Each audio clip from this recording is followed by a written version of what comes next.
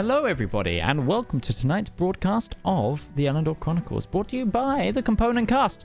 I realized that my stream deck and my audio software are not connected, so that was not as smooth as it could have been. Also, I've got I can hear myself through Mordred. Yeah, sorry.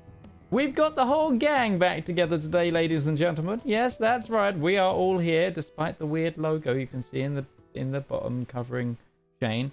There he is. Shane's back. Look at that. Also, I really need to update this panel so that we've got all 7 people on here at some point. But it's fine for this intro. I promise you, everybody, we're all here. But without further ado, we need to get on with a few things before we get on with tonight's broadcast. The first of which is to promote ourselves. First up, we are on IMDb now, and you can go and rate this show and give it a review.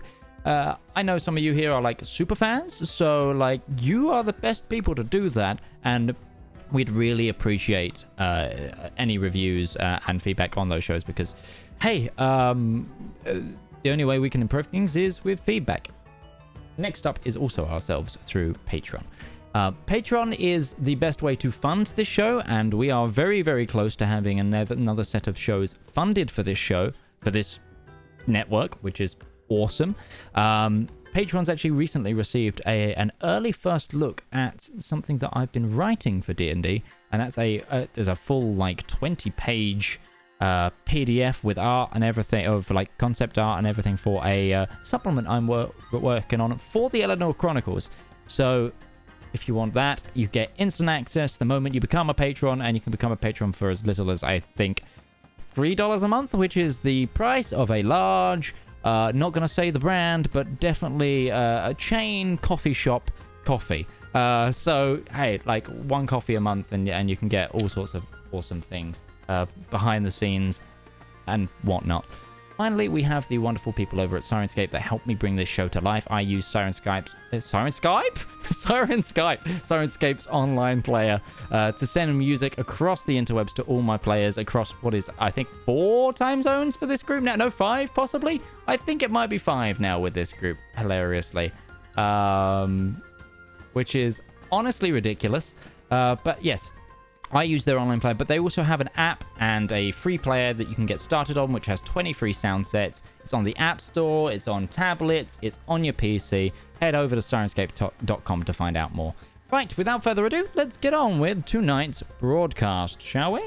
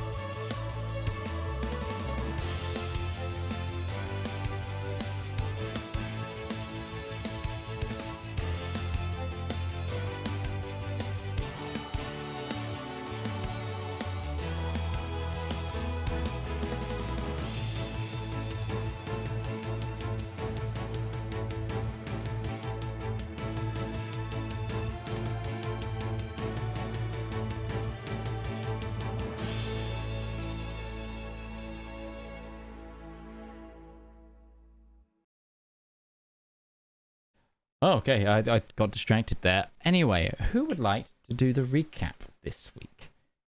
Turns out there's such thing as the Fantasy Department of Homeland Security, or the NSA, that listens into your calls. I mean, that's one thing, maybe. There's a lot. You guys learned a lot last week. Last week was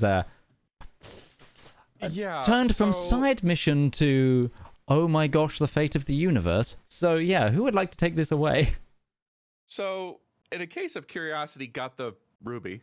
We were flying back to Nardafell, and I believe it was Valmir who spotted a speck that, upon investigation, turned out to be a little floating island thing. We all started to go and see what was going on, and yeah, we met this Air Ganassi named Bazan, who not only is he not from here, he's not from when is here kind of bizarre thing. For lack of a better term, the man was from the future or the past, or we don't really know. But we were trying to get some answers out of him, trying to put some pieces together, connect the dots of some strange things we've been seeing, and he started getting a little freaked out. And throughout the course of this conversation, Zedaar wanted to talk to his god to maybe, hey, can we get some answers in what's going on? And the god's response was, and I quote, "Oh no." Promptly after that, the Fantasy NSA showed up and blew up the island, and we had a, falling out of the sky contest and portals into the other realms of existence, and yeah, we escaped, and now Zedaar's having a crisis of faith, and everybody's going, what the heck is going on? Yes. I'm going to quickly do something here, because certain players weren't here. Zep, you already Arcana checked the island. And I gave you some information in between the way for that. But can you quickly Arcana check to see if you have any idea what that entity was? Oh, I can do that. One Arcana check. Here we go. That's a natural 20. 28. For a total of 28. Mm-hmm. Okay. There. So you only get some of this, because this knowledge is beyond even a natural 20.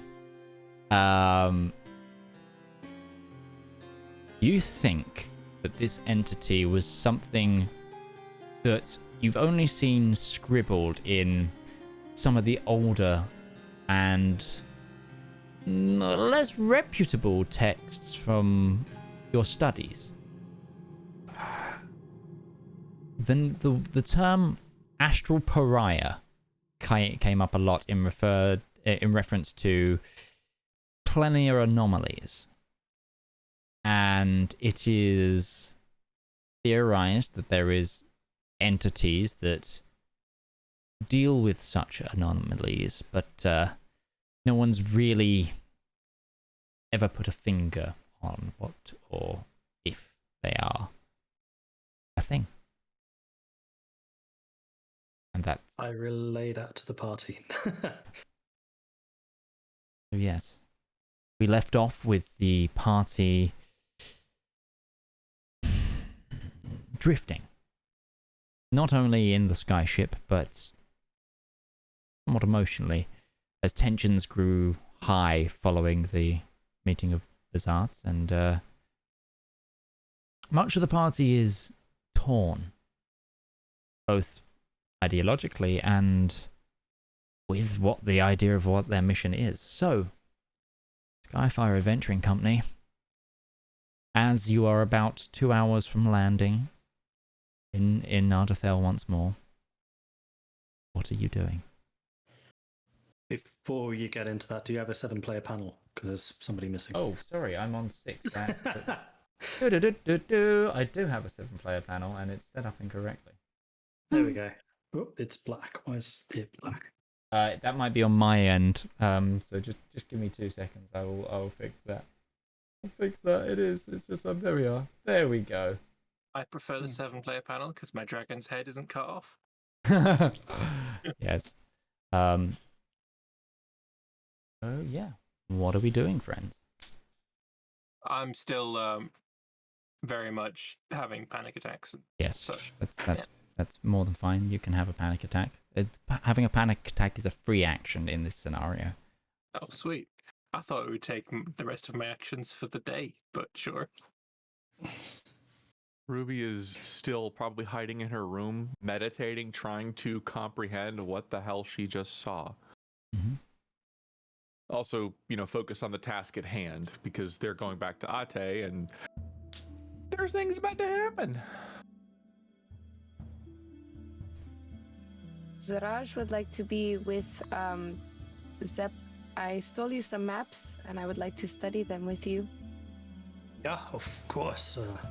These are very interesting. Let's have a look.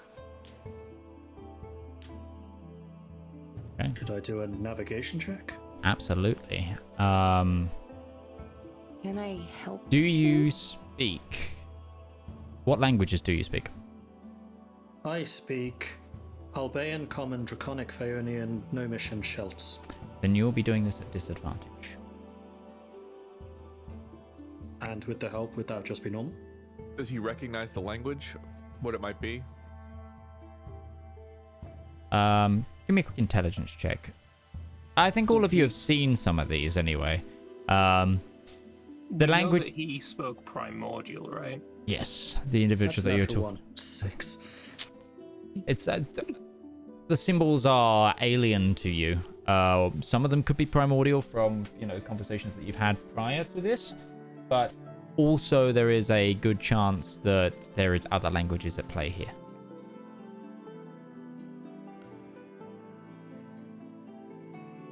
But you may make a navigation check. With the help would be a flat roll, yes, but still the DC is very high because I don't think. Zaraj, what languages do you speak? Just covering. So, I'm supposed to speak Abyssal, but it's not on my character sheet. It's in the thing that I sent you right now. The only languages I know are Common and Thieves' Cant. But, that's you can deal with rectify that that. Okay. So if you go into your character sheet, just do your own thing. Type it in. Yeah, there's a languages section on your abilities at the bottom, Abilities. and then it's case sensitive, and you just type it in there. Okay. Let me just double check on how abyssal is spelt in this. That should be correct. Interesting. I don't know why you can't speak it, apparently, but yeah. Is it an actual language programmed into Yep. the... I programmed every single language in. I have. Smart cookie. You like cookie.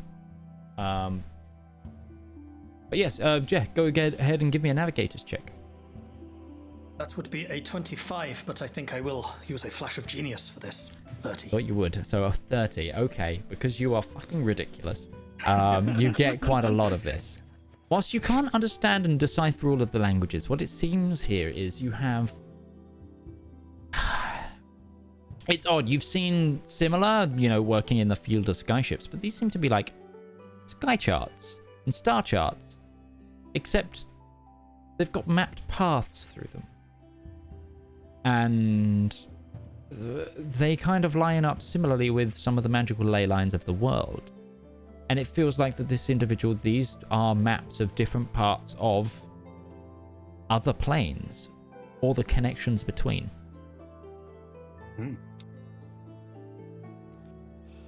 Is there any indication of how you pass between the planes? Like, are there weaknesses in the veil, so to speak? In some cases, it seems like it's through weaknesses. Others, it's via points of access. It's without understanding and deciphering the full language or having a full grasp of interdimensional travel.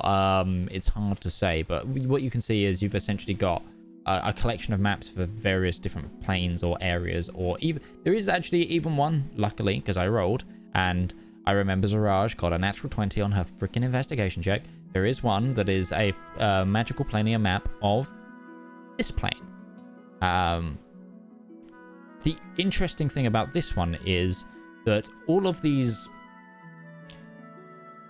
lines of travel through this plane all converge on one point, and then that point is not connected to any other road system, to put it in a flat sort of understanding. Okay. It seems like that it's either been cut off on purpose or blocked, and that you can align with the already existing theology of the world. Makes sense. Are there primordial characters on the map? On Like the as writing? oh, If you want to help, some of these maps are in Primordial, others are not. Depends on where they are. Well, but I'll read what I can. Cool. The map of this plane is actually in Primordial, which helps. And there's a lot of references to places that don't exist anymore, or as far as you're aware, never existed. So it's very bizarre and still kind of hard to decipher. But yeah, that's what you get. So add that to your inventory. Collection of 10 various interplanar maps.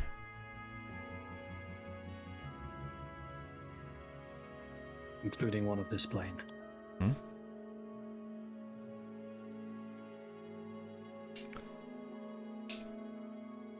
So Ruby is meditating. Zaraj, Gourd, and Zep have been staring at maps. Valmir is having a panic attack. Darius, let's go to you. You've obviously been training hard with your sister and Marjorie and any of those who wish to join, and Any of the ship's crew, which I've already trained, who are capable. there's actually a regular complement now that also just train with you guys for fitness as well. Fitness club on the deck. Morning Pilates, you know, like it's some sort of pleasure cruise. No, but in these final hours as as the Skyfire begins your descent, is there anything you want to do? We had a long rest since the events of the island. Oh yeah, it's been 2 days. Sorry, I will give you that. First, I'd like to go and check with Zep about the commissioned work that I gave him a week ago. The harness for the immovable rod. Which I would have been working on between that and also deciphering charts. Like to see if that's done.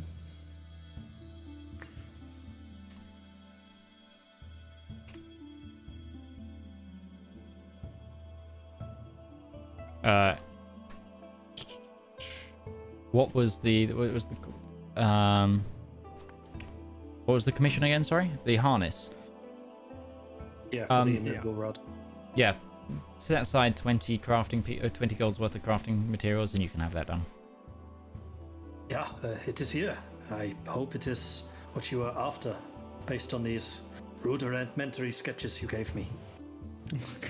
Very rudimentary. It's their drawing skill. Yeah, no, it was like just like a parachute harness, or like a I'm trying to think of the actual term for it. A rig. Yeah, it's not just around the shoulders. It goes kind of Like a chest rig. supporting. Yeah, like it's going. It's got straps that are kind of distributing the weight, and then like a good. 20 feet like the carry for a steady cam in film. No, like Think of like rock climbing rigs. Okay. Yeah. Yeah, not so that if you get snapped by it, your spine goes with it. Like it's actually supporting like your hips as well and everything. Like it's like going everywhere. Just from my experience, surprise restoration. Whenever it gets pulled tight. Sure. Yeah, that kind. Yeah, you don't want to have it improperly secured around that area. Yeah, it's better than dying.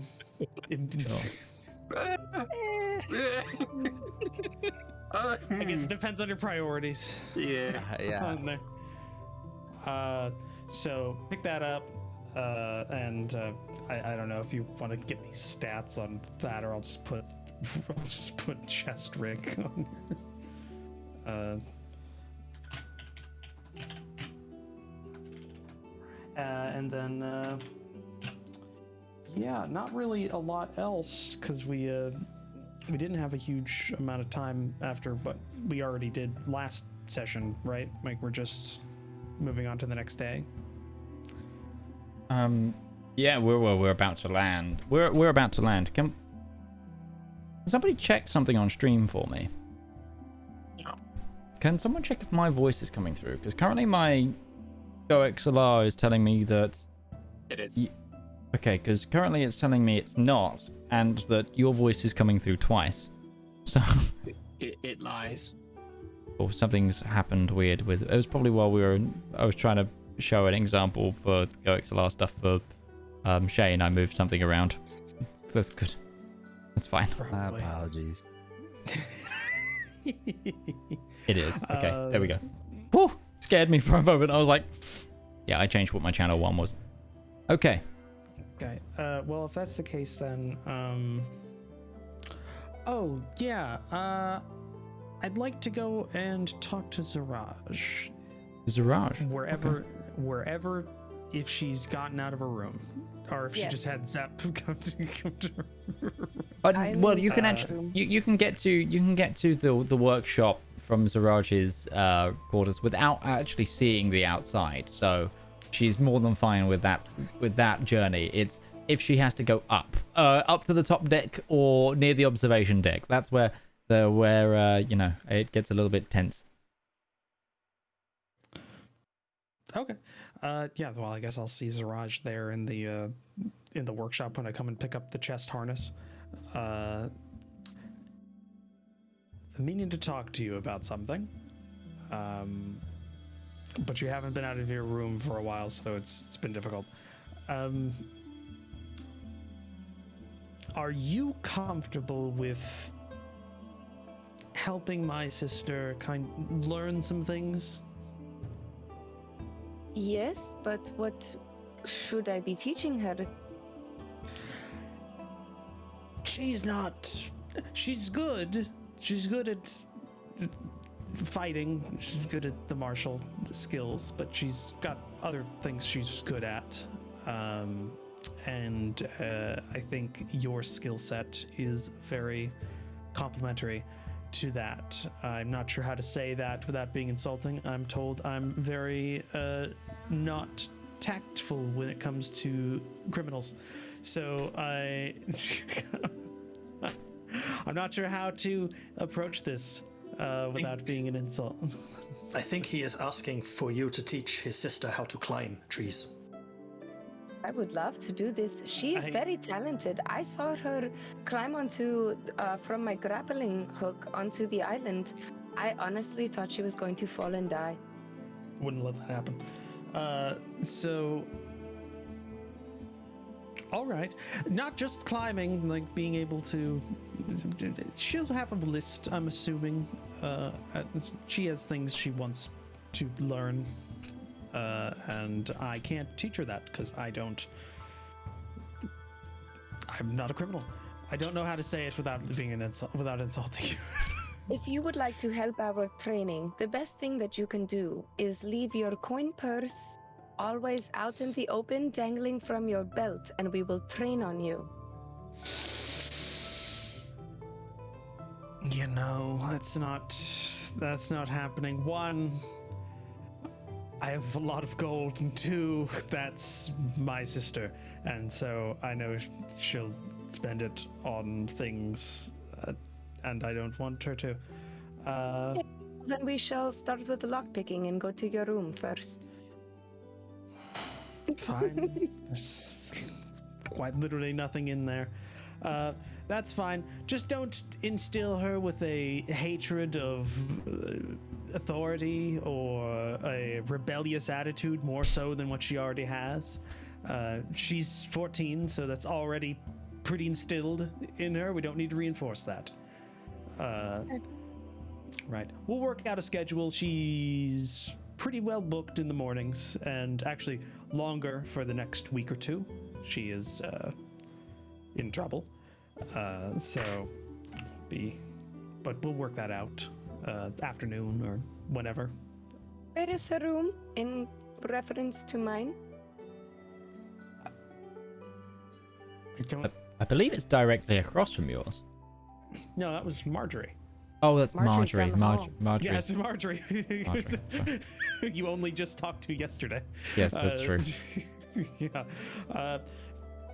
I guess it'd be nearby. I don't know think if it'd we be have just next- like a section of the ship. You guys have the map of whose room's who. Lost the time. All I care about is I don't have to like go up on deck to get to her room. It's just in the Yeah. same hall. Okay. Yeah, it's all on the same deck.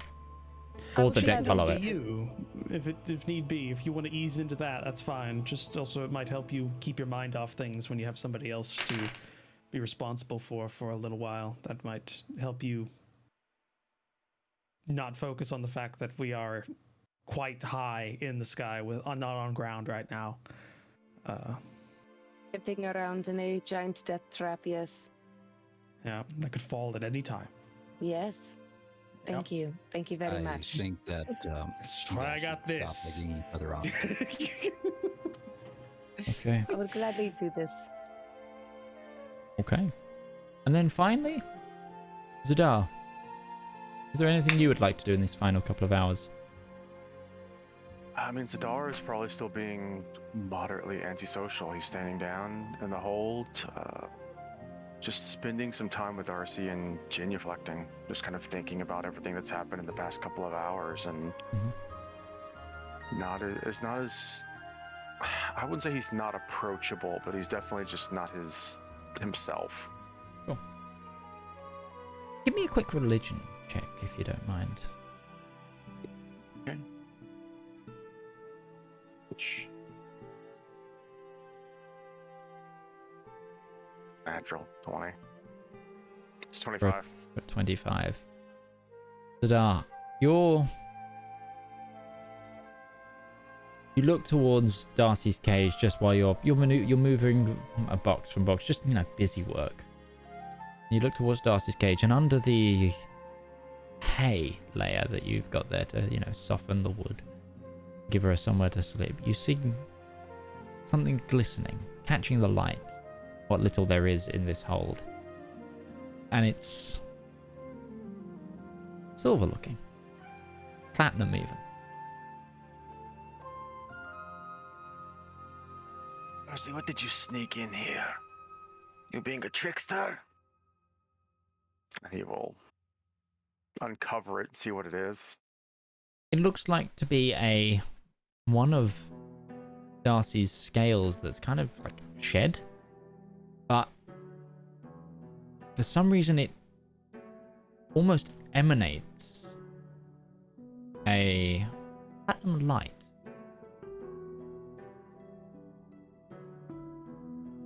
And when you pick it up and hold it, a weird feeling overtakes you. This feeling is guilt-ridden and apologetic, but warm.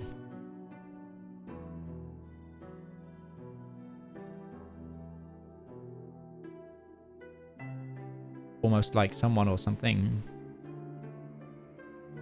is saying sorry to you.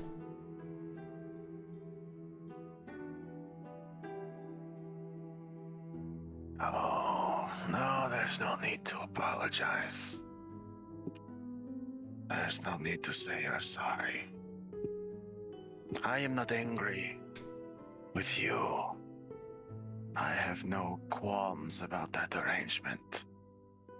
I am angry that it is necessary, and I am upset that it still fosters decisions that I may not be happy with in the long run.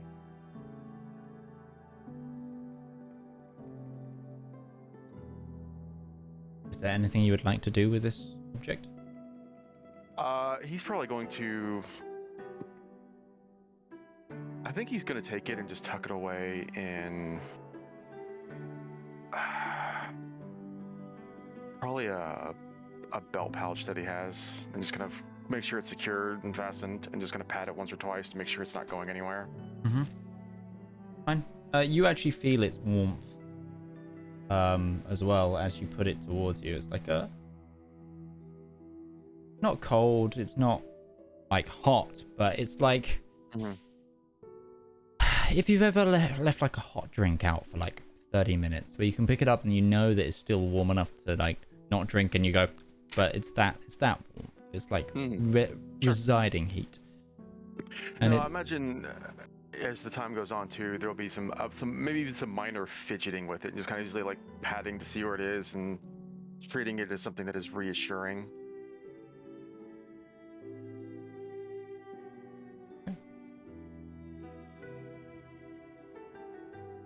Is there anything else you're doing, or do you wait now until... No, I think he just continues to do this and is using this time alone to kind of gather his thoughts to the best of his abilities. Sure. Give me another religion check if you don't mind. Just one more thing. 22. As you sit with this platinum scale close to your chest and ponder on goings on that you've bared witness to in the but a few days ago, and how the dynamic of your faith has been not tested but shifted. And you continue to contemplate what the risk currently is. You feel the scale increase in its warmth. Almost like the entity that blessed you with said scale is believing in you as much as you believe in them. Not in a revering way, but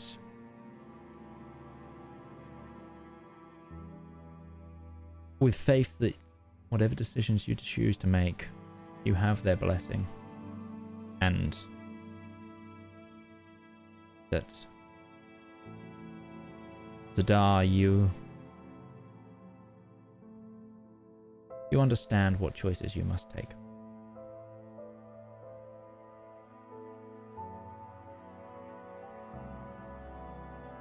But either way, the interpretation is left to you. So, the rest of you feel the final descent take place. The skyship, you're now beginning to get used to the feeling as you come towards landing, and you, just to triple check, party, were heading to Arte, correct? Or to the king? Or to... Which part of Nardathel were you to Othray were you heading to? It won't change the timing that much, but there are 3 very different locations that have been sort of ummed and ahed about, so... There was a misunderstanding. The final decision was we were heading to wherever the final camp the king was making. Right. Wherever he's making his final arranging meeting place with the rest of the nobles. Sure thing. Okay. So, the lands between... It's kind of... What you see from the top deck, those of you who choose to head there, or from the observation deck, you see what is similar Othrayan territory, except this time it's lines upon lines of vineyard, with a fortified monastery at its very center. And this monastery is surrounded by open plains splitting the monasterial grounds and the vineyards. And inside these monasterial grounds is another large war camp, but not with the sort of mass troopage or levy, but spaced out, almost like each tent here belongs to someone of high import. There is very little room here for those of less honor or less stature. The only troops here are essentially royal battalions, like close guards of the king, and then everyone else seems to be nobility. And there's actually an area marked out for you to land within this, within the vicinity of the monastery. And you do so. And you are waved down by a number of knights. And as the main door opens to the skyship, allowing you to exit, you are greeted by a familiar face. Female, full plate armor, mace slung over the shoulder. The king's sister. Those of you who choose to exit right away. If some of you aren't, that's by all means, but you have essentially landed at the royal encampment. Yeah, Ruby's gonna be at the entrance waiting. Yep, same. Yeah, I want to go off the ship. Ruby's skirts. Just kind of. Okay. Ruby wears pants. Ruby's pants. Well, I'm going to take it as a good sign that the device is not on fire. Yet? I will hope it remains that way. Security here is completely under my control and will be tighter than what unfortunately was witnessed that day. But sorry, go on. the only people here are the nobility and their direct, close bodyguard. There is no troops that are not loyal to my liege.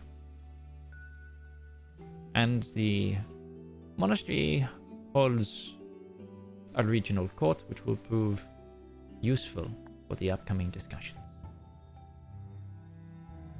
Is there any luck interrogating the prisoner? Some. They were very forthcoming on certain information. If we provided them with some stipend.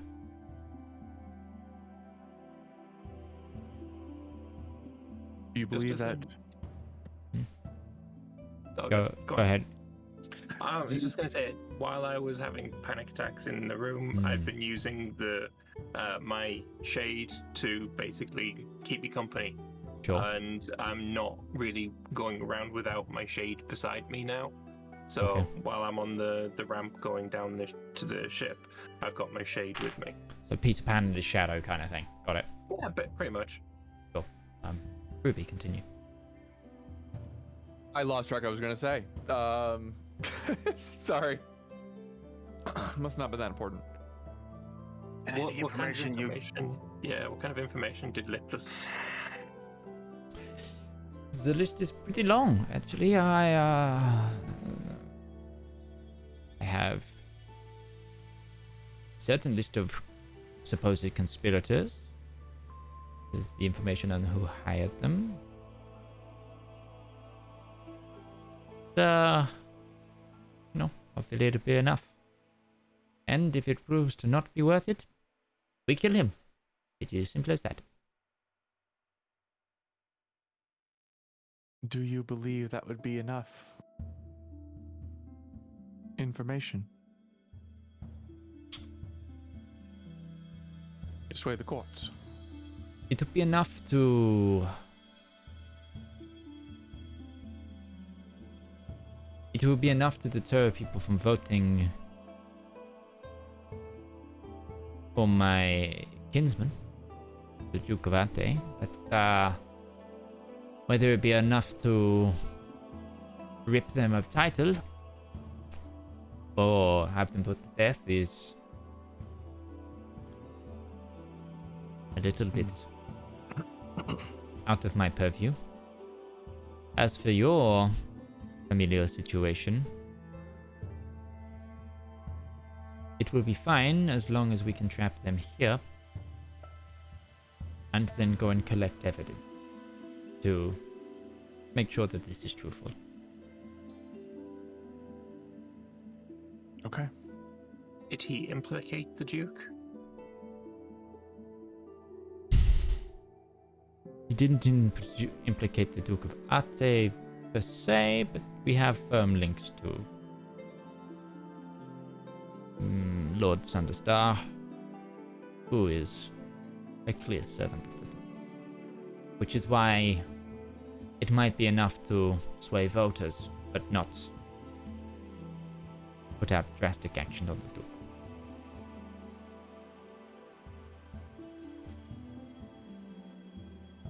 Thank you. You're welcome. You may stay on your ship, or we can have rooms arranged in the monastery, should you wish. Would you and your kinsman like to come over for dinner? Which one, the king or the one that we're in with? Look, big family, a lot of family connection. Okay, the king.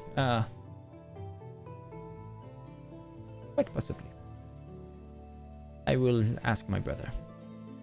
You only have to spate the name and time, and I will ensure that everything is established.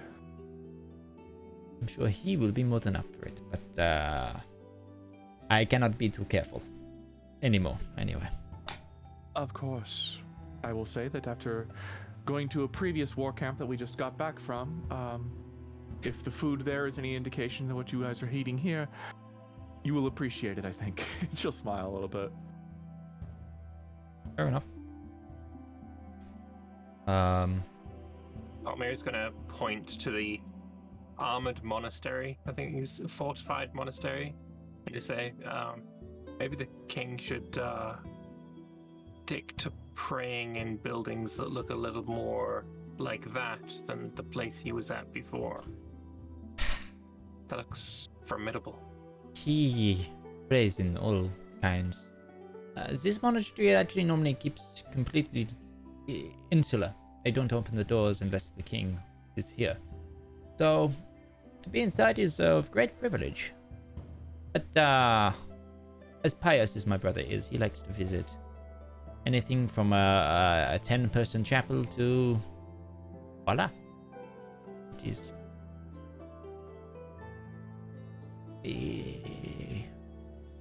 It is his, weakness? No. His... What is the common word or common tenor phrase for something that, guilty pleasure.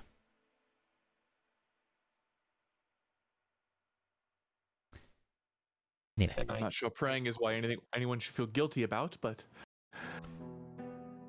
The praying is not bad. The fascination with places of worship is where it lies.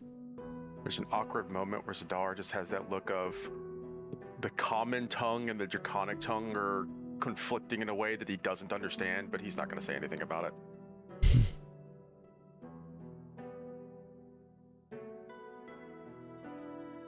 So, she steps back and lets you get off, should you wish to, or whatever it is the group of you are doing. Zep, when you have a chance, I'd like to have a conversation with you. Zep, at this point, is probably still on the observation deck because he was landing this thing. Never mind. You guys need, like, those tubes that they use in aircraft carrier. We have them. Oh, yeah, that's true. You can call up to him. Shouty tube, yeah.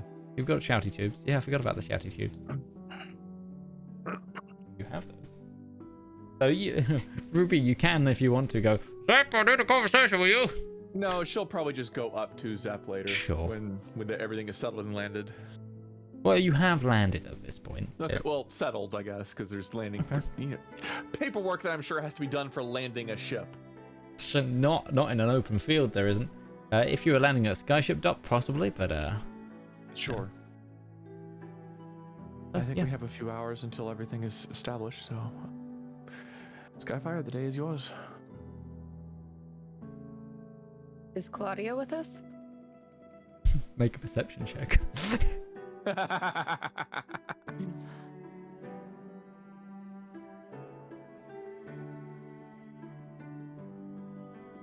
Uh, Not that you can see. 9? Gourd, with your passive perception, because she actually didn't beat it this time, you notice Claudia isn't where you guys directly are, but she's kind of lingering on the staircase behind you all. Okay. Do I notice that Zedaar is like looking for somebody? I don't know, Zedaar. I'm physically going, Claudia. I'll tap Zedaar on the shoulder and I'll point out where she is. Thank you. She's essentially behind you guys, on like halfway up the stairs. Not kind of, kind of Kid on Christmas, like halfway up the stairs, like looking through the banisters. Kind of that. Am I allowed to come down now? Yeah, that kind of thing. Exactly that. I want to approach her and start our training, and lesson 1 shall be surveillance. We are going to sit and ponder about which of these people would be the easiest mark to steal from. We are not stealing from them. There is a king here, and I've already insulted him. Bad idea. Don't do that. You don't want to do that. But keep an eye out and just point out who is probably the easiest target, yes? Does my brother count? He will be later, but we are not there yet. Got it. Okay. I'll get to work. She starts making notes. Good job.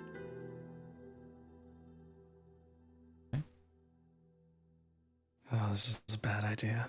You say it's a bad idea. I've got the lowest passive perception here.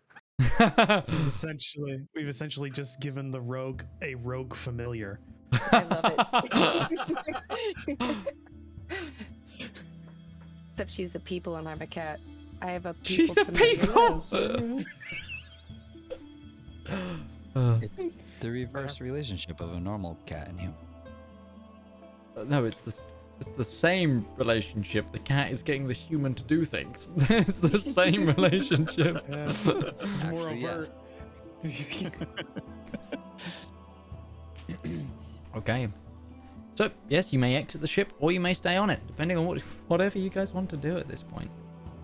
Ruby will go up to the observation deck with Zep.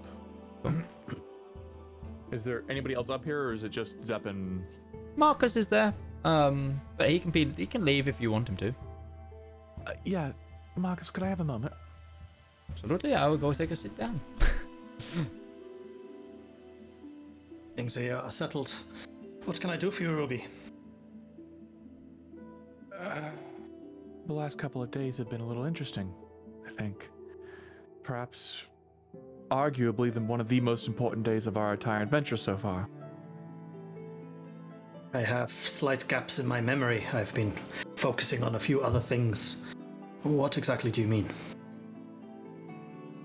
As far as I understand it, my understanding of the wider universe was broadened significantly over the last 2 days, and discovering this entity that appeared at this floating island with a creature that existed outside of our time, implicating the existence of multiple material planes, time travel, something called dunamancy, and apparently... Sorry, go on. And this... I forget the name of the image, but Ruby would remember. It's the guy who's in Kaitang. Marcius Flux. Marcius Flux, whoever that is, in Kaitang, who is not even from Elendor, but another material plane.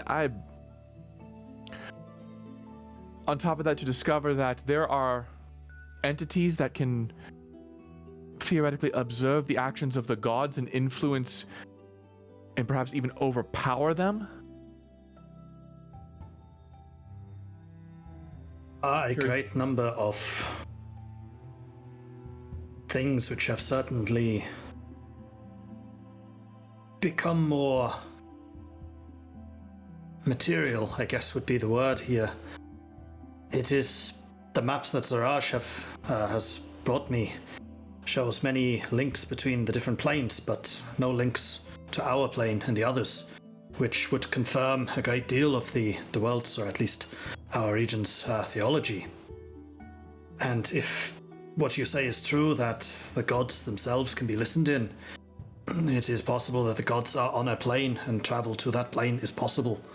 Maybe they are simply there watching. Indeed. I always wondered how the king that never was kicked off the gods and kept them from coming back, and something mentioning of a divine seal.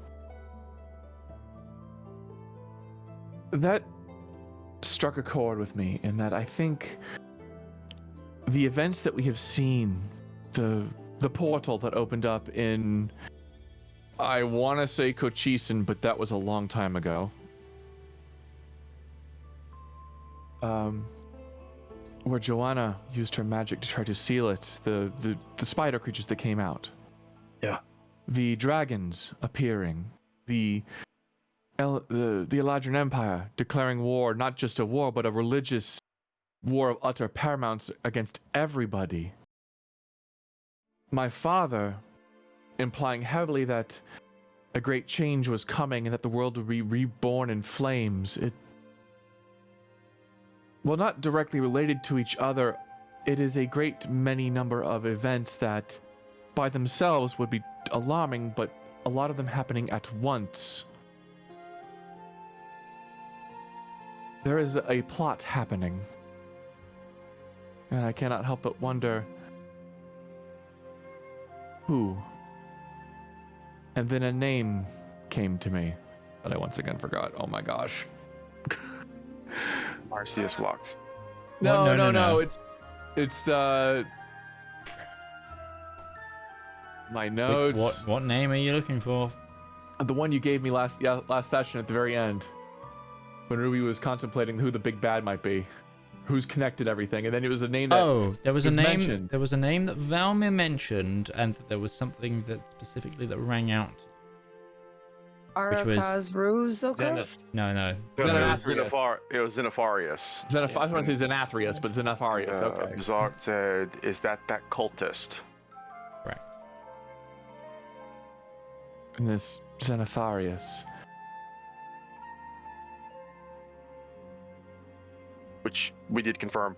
The cultist is not Xenopharius. Like Xenopharius was the dragon. dragon. I don't think Might be a cultist. That was the conclusion that I drew anyway. The dragon is a cultist. Why not both?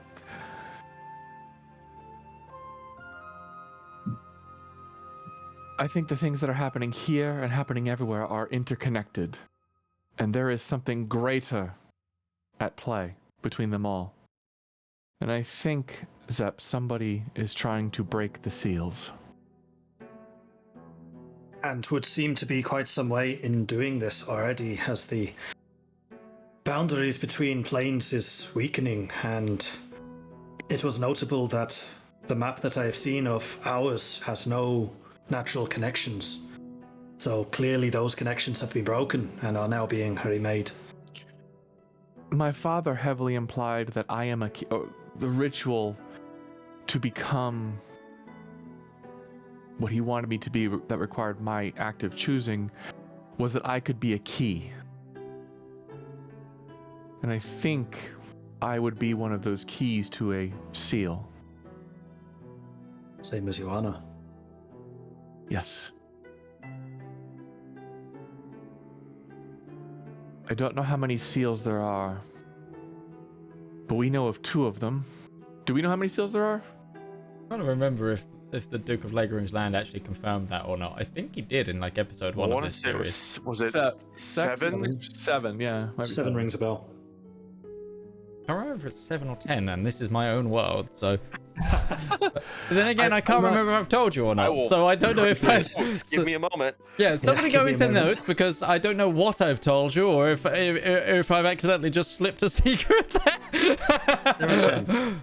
There were 10 seals. 10 seals. 2 that we know There are of. 10 of these artifacts in existence, yes.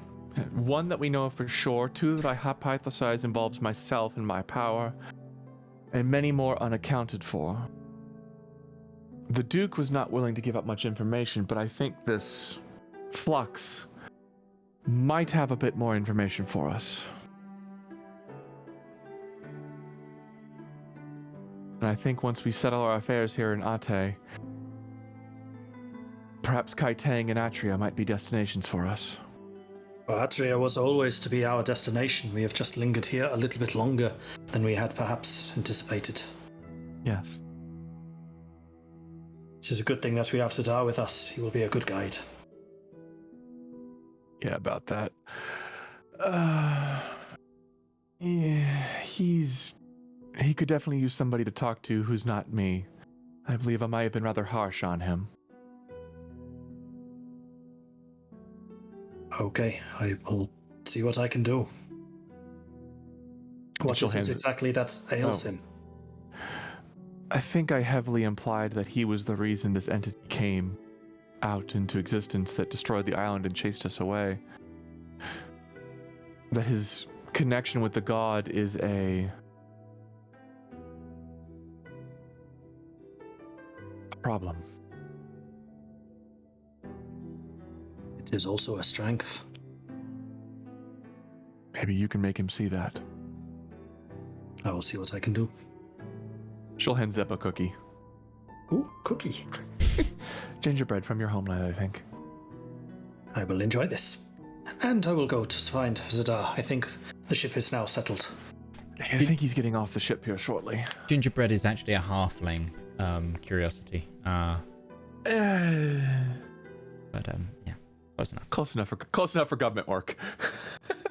They all come from Banumdum. So that's pretty heightist. I'm not gonna lie. It's just gnomes and halflings come from essentially the same region of the map originally, but many have migrated it. It's like one of those populaces that has either migrated or what's it called? Mixed diaspora? in. Yeah, they're mixed in with so many different populaces. They're like, yeah. I am going to prep a dinner. We might be having guests this evening. Oh, interesting. And Ruby, thank you for sharing this with me. It is many things to think on, and I am certainly interested in these connections between planes. Those maps have awoken a new interest for me. As have I. And I'm glad you listened. I respect the rest of the party, but were I to bring this information to Darius, he would probably tune me out. Well, he has his sister here now to worry about. He's a little closer to home than I am. I kind of look around out the window. Metaphorically. Ah. Eula and I have our heads in clouds. Also, not another metaphor, but you know what I mean. I do. And thank you again. I had better go and find Zedaar before he departs too far. Okay. Ruby's going back to her kitchen. Cool. Okay. And I will scurry as fast as my little gnomish legs allow me to scurry. Cool. You can scurry to where you need to be. Is that? If you're looking for Zedaar, he's probably stepped off of the ship and is just kind of, in the camp, just kind of biding his time. I don't know where exactly we would be yet, but he's off of the ship already and just kind of outside. Okay.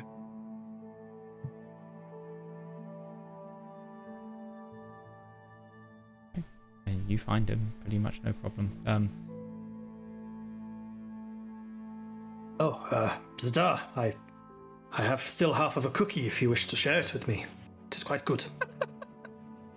No, thank you. Please go ahead and enjoy it yourself. So I have heard that you took the interactions we had with those planar beings a certain way. Are you okay? Fine.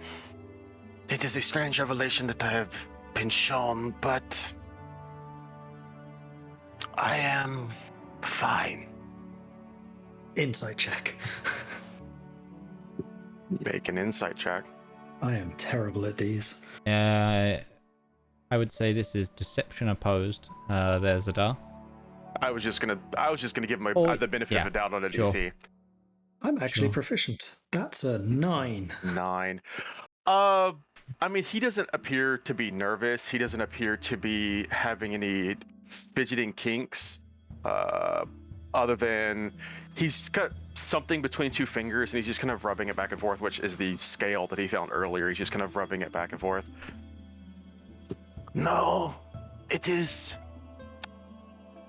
When you first began your work with your company, Zeb, I have to imagine when you finally found that thing that felt like a calling, the thing that you felt like this is what you are meant to be doing.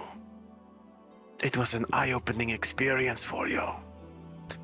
Have you ever had one of those moments that made you think for just a moment, well, what you are doing is the thing you must be doing with your life?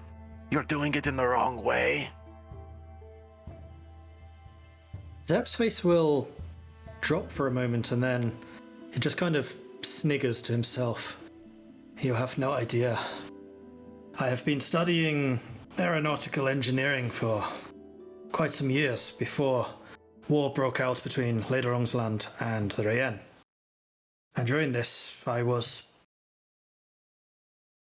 put on the airships as forget exactly what he was. I think he was just a assistant engineer or something like that. You were kind of like a second officer to the chief engineer, like. Yeah, as a mechanic or an engineer to the second officer, and in that voyage, our ship was downed. We crashed, and this is how Braun got his grave injuries. I was nearly killed, and as the ship was crashing back down to the earth, I had a real realization that this might be the wrong career. But it also strengthened my resolve that I must find better ways of making these craft fly. I must find better ways of making them safe. The sky is... it is boundless. It is no limit. There is so much that you can do there. We must but reach out and try. Yes. Yes, I understand that. I suppose maybe somebody has talked to you, as I feel like this conversation is not spontaneous. It is not. One of your comrades is concerned that she may have said the wrong thing. It was not just her phrasing of it that made me feel that way. It was the truth of what I experienced in my own moments. It is an experience I cannot describe, to feel a god who feels fear.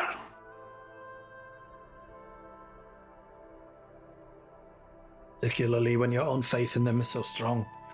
But we already know that the gods do have limitations. They were closed off from this world, and the maps I was given have confirmed this in some way, because our plane is locked off from the other planes in the same way the gods' access has been locked off. So who is to say that some of the limitations that we ourselves, some of the weaknesses that we ourselves feel, gods would as well. The nature should not be that he felt afraid. The question should be why. I have never once questioned the authority of my god. And even now I do not. In fact, as I look back to the scriptures that I have read, the stories I have learned, it is heartening to know that I was never lied to about what my god can do. I was told the great stories, the legends, the heroes, Bahamut himself, the legends that were passed on. But nothing in them ever assured me that he could do anything. Just that there were great feats he was capable of. My god never lied to me. It was more, there were just things that I didn't need to know about. Things that, if I were to be told, it would make my life worse, not better. And is it a secret to hide that from a person? If in any capacity, they should never know.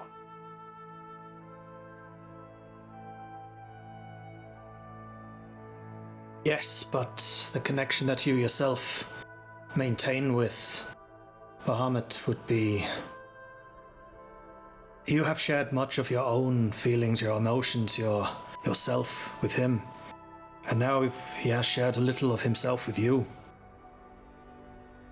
The bonds of trust between you must be great. And getting better.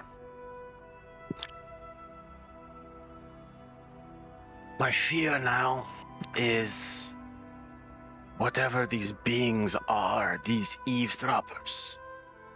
I worry that my presence will be a divining rod. Something for them to keep an eye on us when they continue to listen on something that should be sacred. There is always a risk that people would be listening. We ourselves travel with a cat who is very good at this, hiding when we do not necessarily know that she is. He kind of looks around for a moment. There. I'll make a perception check to see if there's a cat listening in.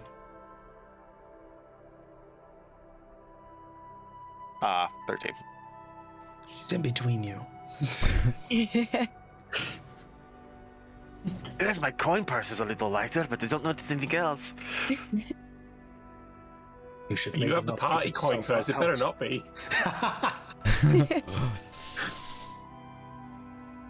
If you are worried about others listening in, there are always mechanisms that they can do so. Divining spells are an incredibly powerful and potent way of doing this, and we do not have many ways of protecting ourselves, at least not that we have actually enacted. This would simply be another method of them doing so. It is not unique, it is not any more dangerous than any of the other methods that they have to watch our actions, to know our purpose. There are differences, I feel.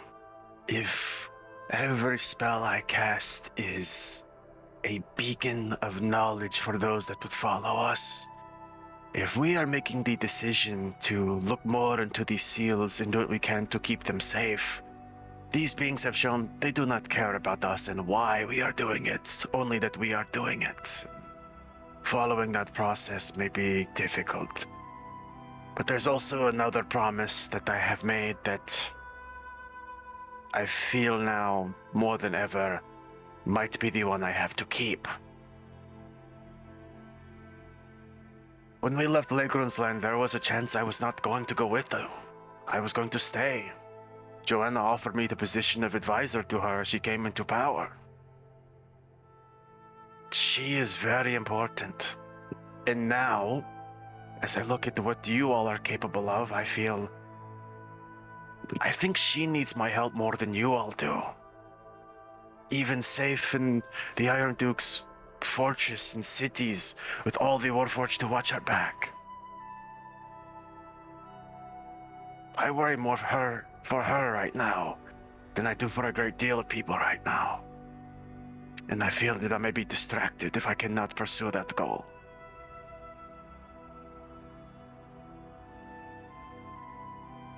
I would be lying if I had not considered staying myself.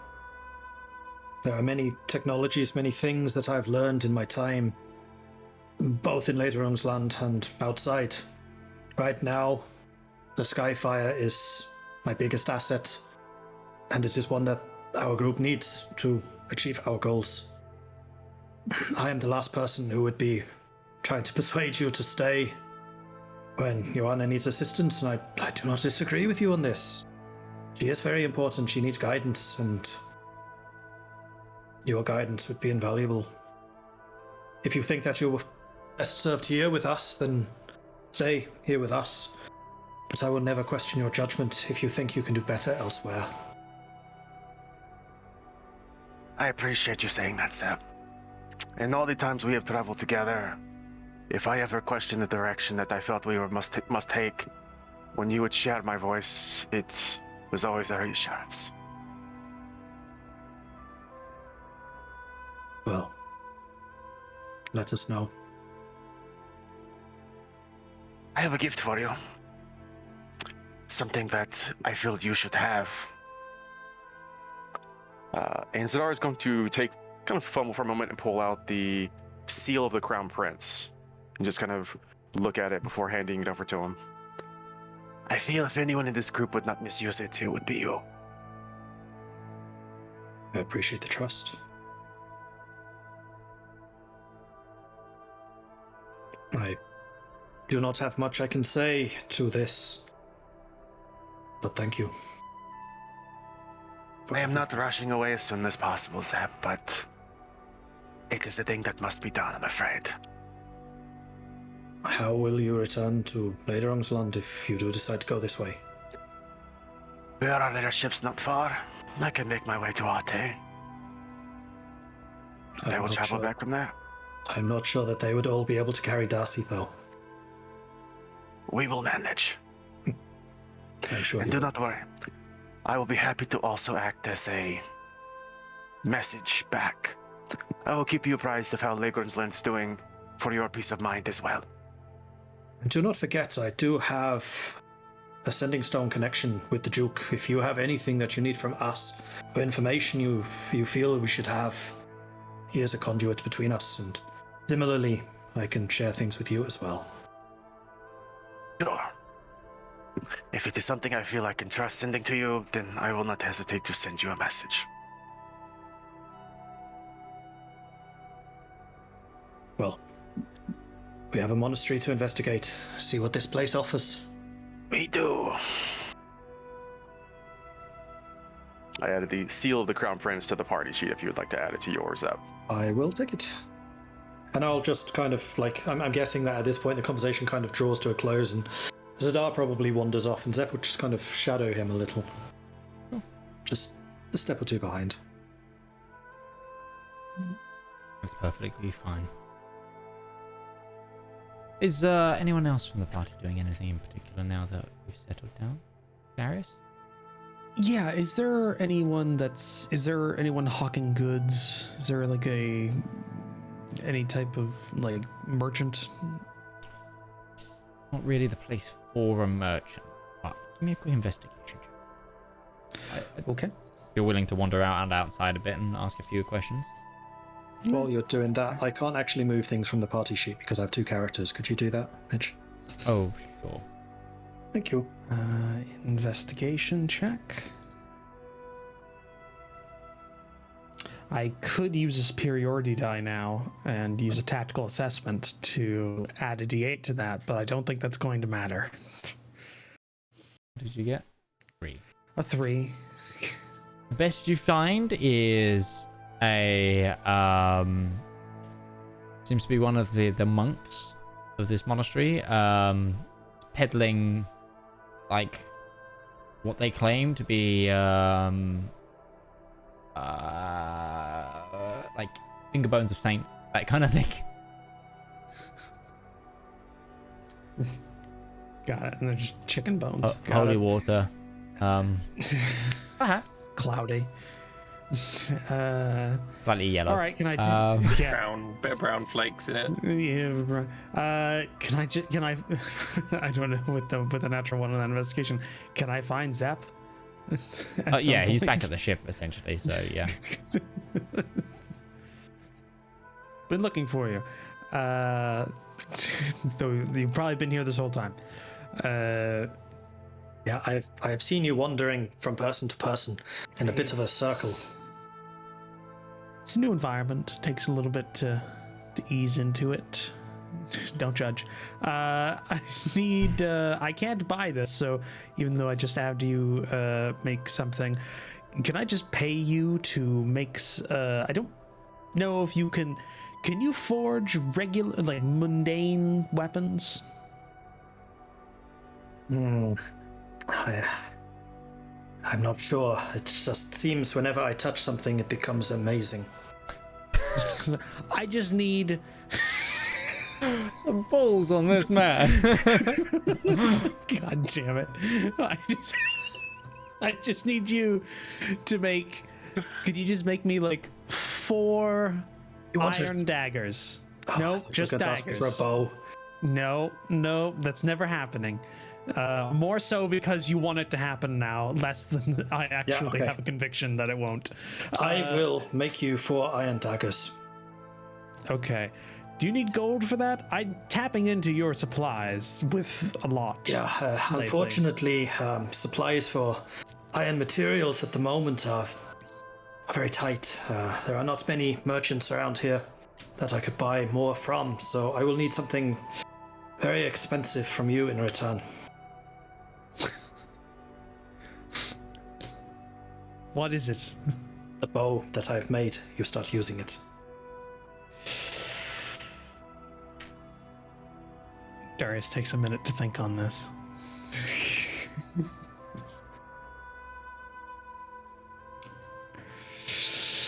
See, the thing is, what you're doing actually will replace the necessity of the bow. I've been training. I can throw a dagger. I can throw a mean dagger now, very quickly. So I just need a couple of those to... All right, whatever. It works. I'll do it. Done. I just want to point out, you will, in your time traveling with Velma, have noticed he has... let me just have a look a second. They're your daggers. 9 daggers strapped to him. Is that what Zep's gonna go do? Just gonna go get back? Give me 4 daggers. Oh dear, I have a job for you. That's a final scene of Hot Fuzz level of weaponry that you're walking around attached to you. Yeah, they're strapped to my back, the small of my back, like sideways. So it's like, yeah. The merchant from Resident Evil 4. What do you Well, buy? I must say, Darius, What do you buy? it is a pleasure doing business with you. Right. Yep. I don't have that bow. I'm gonna need the stats for. Is that in the party sheet? Yeah, I think it's just a longbow, to be honest. Just a longbow instead of your shortbow. So eventually, a missive comes from a knight who runs over and says the king has accepted your wish to share dinner with him, although he does invite you up to the monastery instead for dinner. Instead of him joining you guys on the ship.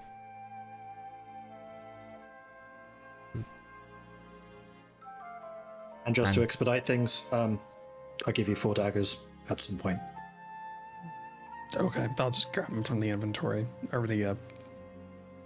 I kind of guess that by now Zep has a CNC machine, so he just like cuts it from one sheet of metal that he then sharpens and does in about an hour. Like, Are you saying these are these are like mall ninja level daggers, just sheet metal stamping them and grinding out edge on them? yeah, exactly. Yeah, This is still Zep we're talking about. They are still like exquisite quality. Oh yeah, yeah. It's I don't see the bow in there, by the way. somehow Sorry, it's like it's both sheet metal and Damascus. It's like 25 tool proficiency on that. So there you go. That's the quality you get. It's like that So- dagger from Riddick. if you guys want to, you may join the king for dinner tonight. Is that going to be at the ship or? He requested at the monastery, as security reasons, they'd prefer not to leave. Sure. Will Ruby be allowed to cook there, or is she gonna have to? If you want to, basically they have cooked, but if you want to muscle in and make it so you're cooking this meal, I'm sure that could be Yes. arranged. Yes, Ruby will be cooking. Just give me a quick persuasion check, just in case. Sure, I am really good at these guys. Let's see. Persuasion +8. That is a 11. Because I rolled a 3. They hesitate a lot, and you don't get given as much time as you'd like to prepare food, but you are eventually let into the monastery kitchen, and the kitchen is its own separate building within the monastery rules. It's actually like an L-shaped building. With in front of it has a vegetable garden and an eel pond to itself. And you can essentially prepare banquet level food here. It's got It is everything. a hero's feast. Could do if you had the chalice. Unfortunately, no such luck. But yes, it's you've got a lot of. There is also a team of cooks. Well, they're brothers of the monastery, but they're essential. Their job is cook, and they're more than happy to assist you. But Do they have wine at this monastery? Because they're a vineyard. you may try and inquire as to wine. Could also have meads, because a lot of monasteries had apiaries. Mm-hmm. Well, bees do be good for the grapes. I don't want to ask anyone anything because I'm Oh. intimidated Okay, just by give these me people. just give me a quick investigation check as you wander the grounds. I want to ask for it. She wants to steal it.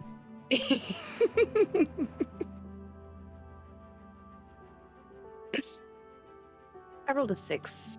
You don't find such luck. No such luck, sorry. But if there's nothing else the rest of you want to do, Just gonna make sure Claudia's haven't seen her all not day. covered in. Training hard. That's why you can't see her.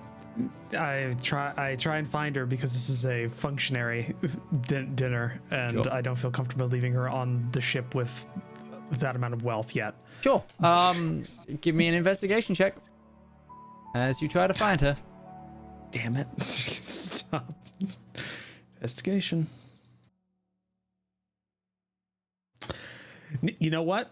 She's rogue, and I've got a full set of these. Tactical assessment. Okay. So that's 29.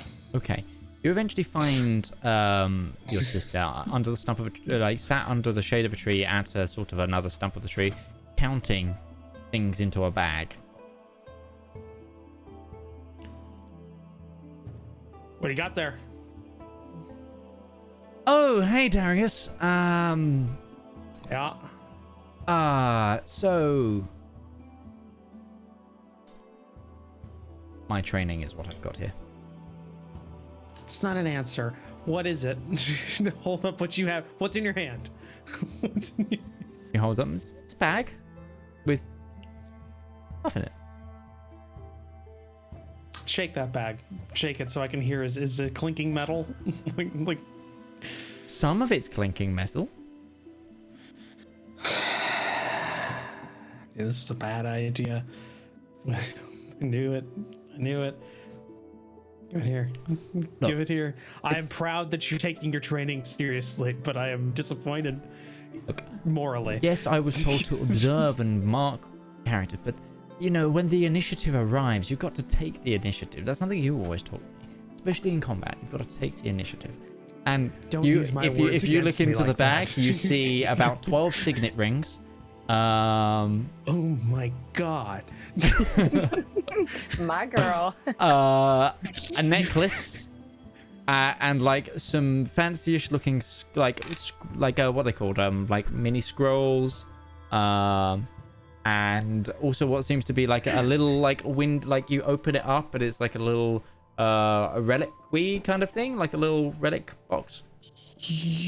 That's a holy man thing. You took that. No. That was from a paladin. That's you can't. Okay, I take the bag and I go, you can't show any of these rings to people because I identify who they belong to immediately. Exactly, and we can use them to forge letters and use them to get into places. I hate how much that makes sense. Just tie up the bag. I'm gonna put this in the bag. We've got a dinner to go with the king. Oh, dinner? I swear. Training is over for today. You are going to not. That's fine. I'm not going to turn down food. I'm going to take that at face value and trust you. It's a pointedly stare, which is a mistake. All Hand right, on let's heart. go.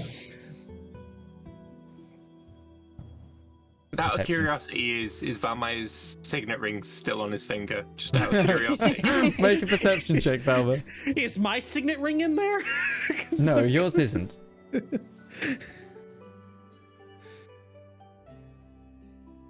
15. Valma, your signet ring is gone. Fuck me. Who did you get? Is Ruby's in there? How did she break into a room with Valmir moping with his shadow without him noticing? Valma's not in there anymore. I did go down to see the king's sister. Since then, I went up into like the raftery bits of the ship. There's been a window of opportunity. There has been, yeah, there actually has been an opportunity. Also, with what she was rolling, she could have taken it from his hand.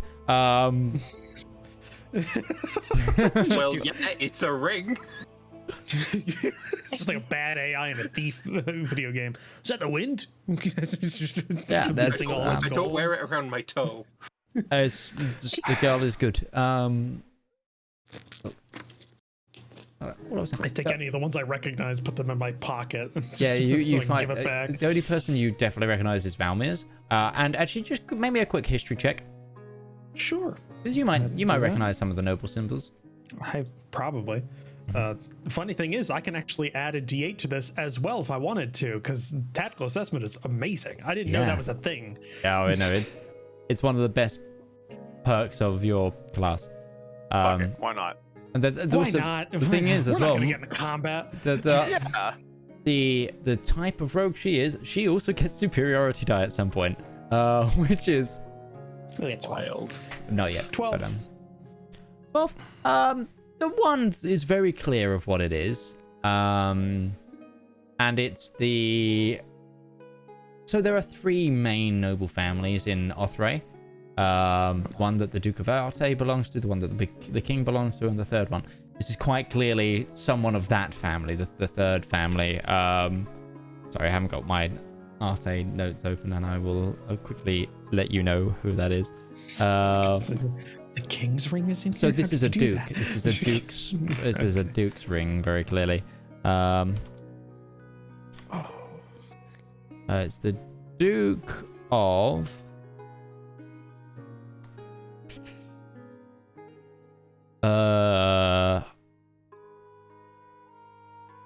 I think it's House Tybalt.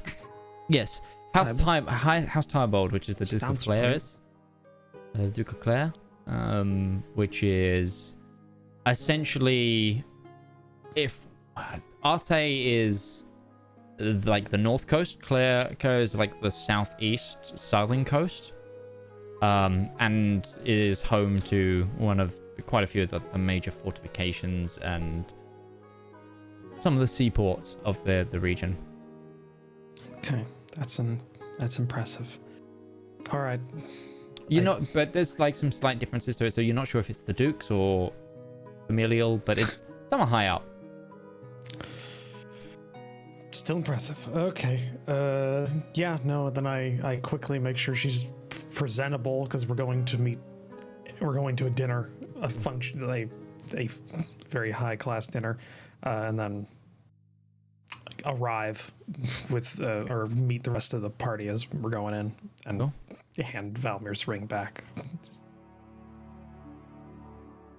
Make sure she doesn't steal anything from me again.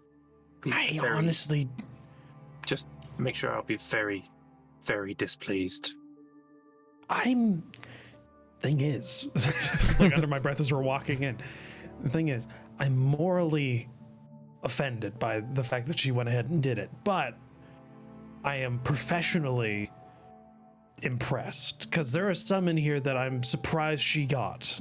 I mean, I didn't feel shit. Were you wearing that? How did she do that?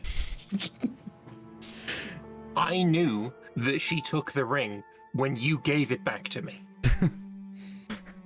Oh, well. Okay. I struggle to take this thing off.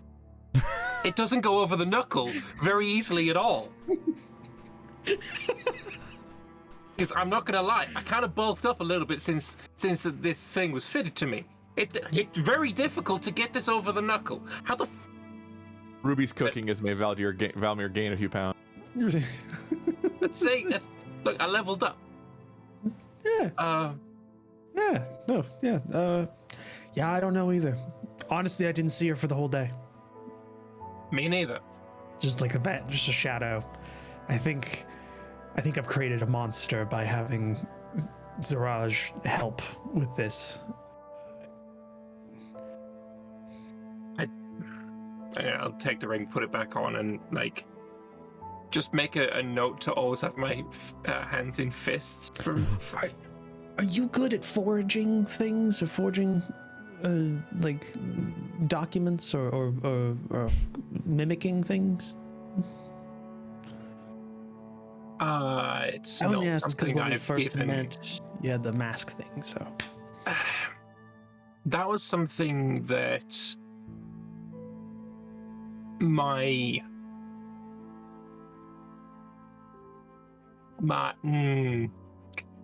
with the magic that I can wield, that it's something that was given to me, but I can't do that anymore because where I get my magic from kind of decided that I don't need it or I shouldn't use that anymore. But there's always different, depending on my needs. Generally, I'm given or taken away various different skills or different abilities. So it's not something I have any practice with, but I don't know, maybe it's something that I could look into. All right, here's a bag of signet rings you can use to forge documents. I don't know who's who in there, though one of them is... Fuck did she... One of them's the Duke of some sort from the family to the south. I don't know. It's this one's solid gold. Yeah, it's the thing is we can't sell it because it's marked who owns it. So quite literally, we have to find a fence. And the last time that happened, it was a cavalcade of errors when we tried doing that. So just I'm gonna go hide these. It's a good point. Because if we're caught with these. Yep, that's why I gave it to you. Son. Your sister. Also, I'm not going to read into the fact that you have prescribed agency to whatever you get your magic from. I'm just not going to read into that because that seems odd. Zedaar has Bahamut. I just don't know the name of where I get my magic from. It's not ominous at all. I trust you immeasurably. It's the same. It's just the same. Yep. He prays to Bahamut. He gets his powers from Bahamut. I just don't know the name of. Right. I'm agreeing with you. I'm convincing myself. Yeah, it sounds like it. I'm gonna go hide these rings. Yep. As well as I can, which it's probably good enough, I assume, maybe. She'll find them. Yeah, I thought you might. This is worrying. At least I don't think Zaraj has stolen from us, but... yeah, who knows? It's been too afraid on the ship when it's moving to do anything. Yeah, but now we've landed. It's true. Okay. The literal cat is out of the proverbial bag. So you all gather at the gates of the monastery and are let in by royal guards. If you've dressed in finery, you may have done so. If there was anyone else that wanted to do anything, do let me know now. But I'm getting the gist that people just kind of want to progress towards dinner. The group of you that is coming to dinner is you guys, Braun, Marjorie, Darius' sister, Claudia, and Marcus is also coming.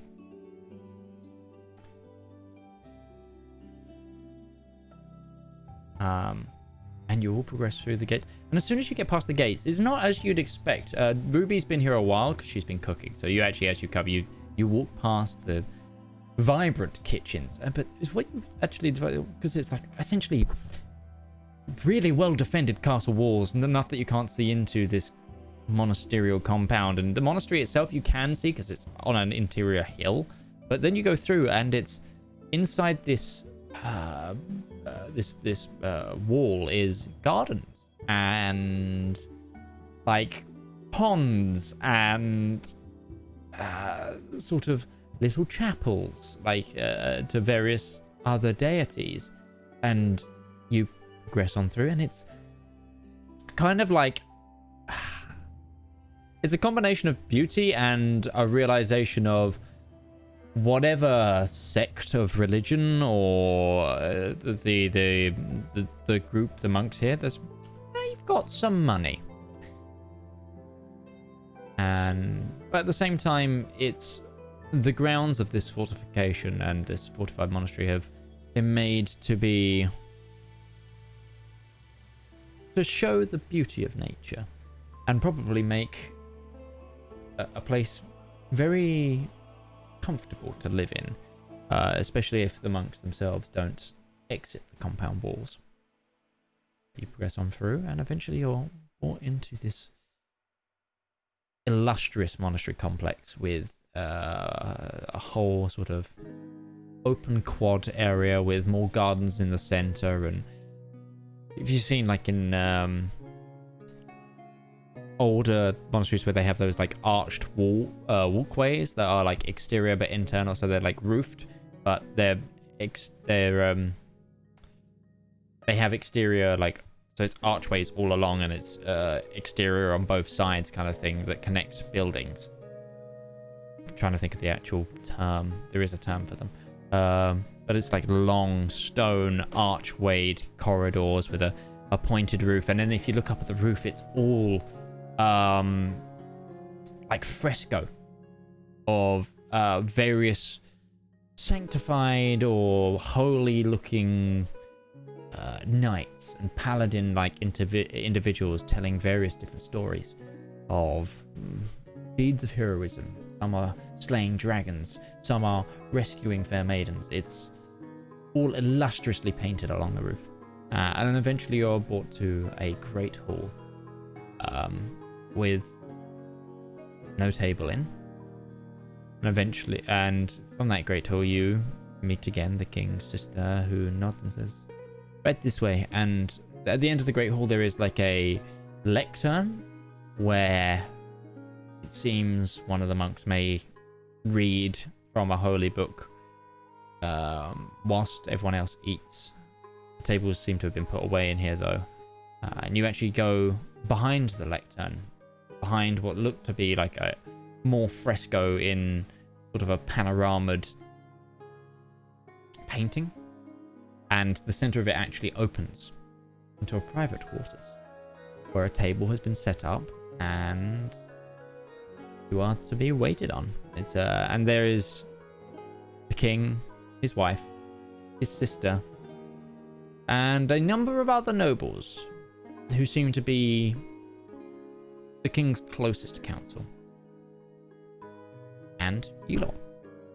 Can I make a perception check to look at like these nobles' hands and see if there's like any rings missing kind of thing? Sure. Like the tan line of the missing ring. Yeah, it's kind of what I'm thinking.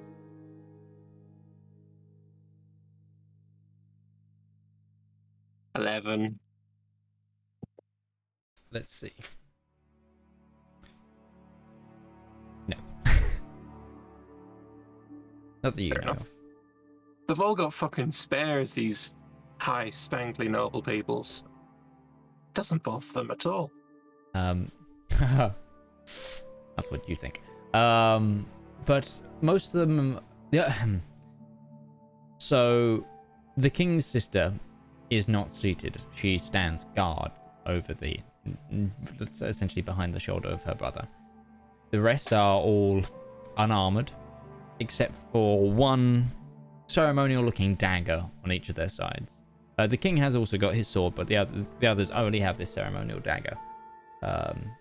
One individual is actually using it almost as like a cutlery implement as well, but food hasn't arrived yet. But you get the impression because they're like sort of idling with it on the table. But you may all take a seat. I would like to say something in Thieves' Cant and then perceive if anyone else clocks it. So I want to sit down and go, "Ayo, daddy-o, thanks for the invite. This jive's really jumping." Oh my lord. I love that Thieves' Cant is like Jive. Jive talk.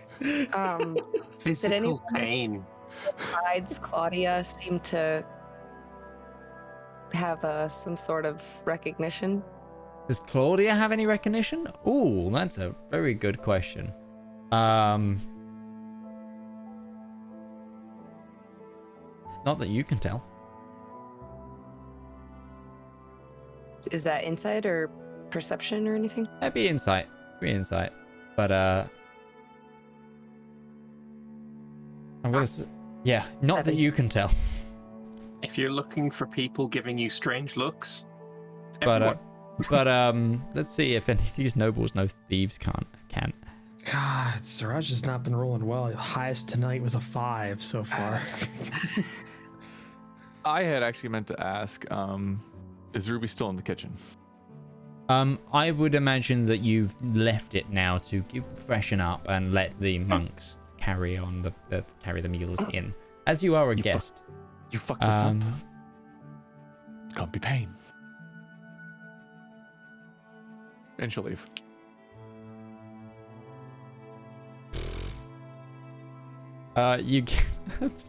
There is a sort of wiry-looking individual towards the far end of the table, farther away from the king. As you walk to sit down, sort of grabs your arm, Zedaar, and goes,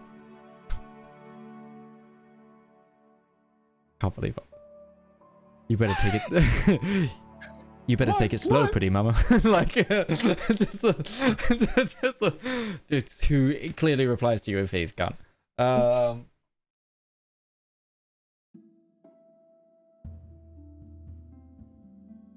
yeah. Jesus. Can I take a look around the room and see if there's anybody who's like shifty? Sure. Or kind of like not really settling into their seat, kind of just uncomfortable? Yeah, absolutely. You want to roll a perception or? Perception. I'll accept perception.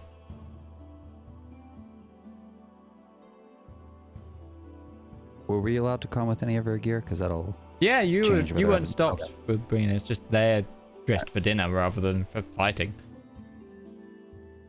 25. 25. There's one individual that keeps sort of brushing one hand over the other. And you look to see this looks like they're missing something on their hand. But nobody seems to be. That seems to be the only person that's like preoccupied with something else. Everyone else is just kind of quietly chatting. And when you enter, the king's like, welcome. Please come and sit down. I am. How was your journey? Did you manage to sort everything you needed to sort?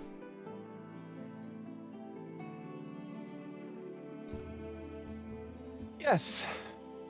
Yes, we did. Very well. It is a pleasure to. And who is this young individual turning to you, Darius, to talk about your sister next to you? I do not recognize her. Oh, that's a good point. Then I look to her to introduce herself as She proper. curtsies. Claudia Reynard,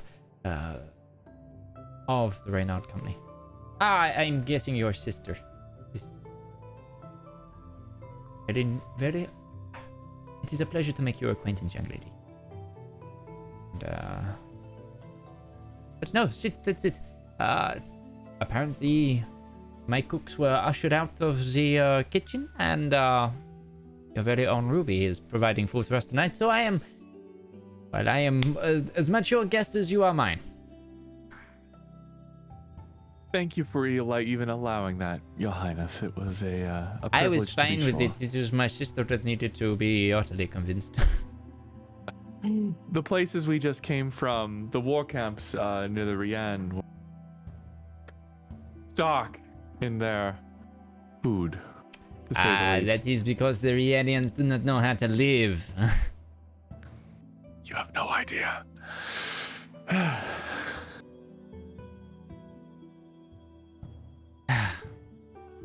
Well, maybe I will be seeing such war camps, and we'll be able to bring some Nadathelian candor to them, and take the place up a notch.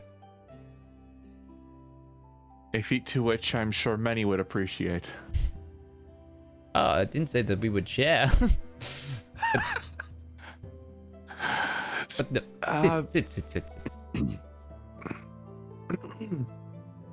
Has there been any updates on here while we've been gone? What are you looking for as an update specifically? I believe my sister has filled you in on the current situation with your familial discretion. Yes, that is more to what I was aiming at.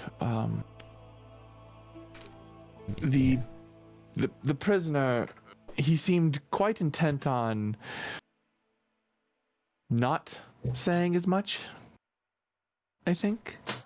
He was quite intent on not saying as much to you, but he has been very open with us. I can only assume that certain allowances were required. Oh, I'm sorry. Yeah. The information we have gotten has been very good.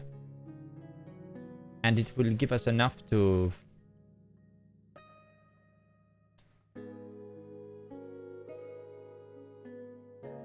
You think it will be enough? It will be enough to keep individuals to...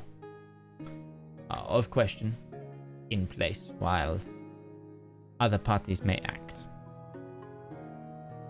Everything is slightly behind on timeline, however, as Duke of Ate is...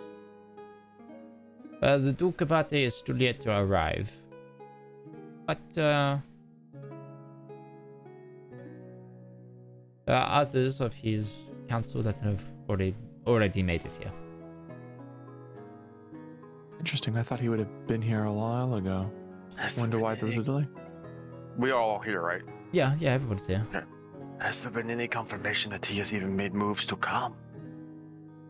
As far as I have heard, yes. The thing is, the camp command, those who are in command of major areas, transit is difficult and minutiae of troops, especially when the camp you had was set on fire or destroyed. You know, he has excuses, and I have to keep up pretenses as much as we want to move on him. But those already in place here are my closest allies, and that will serve us well. I do suggest, however, that maybe we move the skyship just to give ourselves that element of... I'd prefer him to not siege this monastery if he thinks he's been found out. So if we could... we don't suspect he'll be here for another day or two, so it's fine for now, but we might want to hide it. And I'll just look over and give Marcus a nod at that. He's like, he started his soup, which is, I'm guessing, part of like the thing. So he just like nods. Actually, Ruby, what is the meal plan for tonight? What courses have you got? There is a early starting course of a learwood salad, which contains a variety of hearty fruits and vegetables mixed over edible flours and is covered in a nice vinaigrette dressing. The primary course is divided between a seafood or turf, depending on the person's choice. If it is a turf, it is what is called a ambient roast rib. And if it is the seafood variety, it is a dragon salmon. The dessert is called Meal's End, which is basically a yogurt parfait hyped up to 11 with sugar. Nice. Very nice. For anybody in chat, I just made hungry. I don't apologize. Well, actually, with people getting hungry, I think it's time for our midpoint break. So, as your stomachs begin to rumble at the description of what's going on, we'll be back in 5 to 10 minutes' time after these short messages. We'll see you in a moment.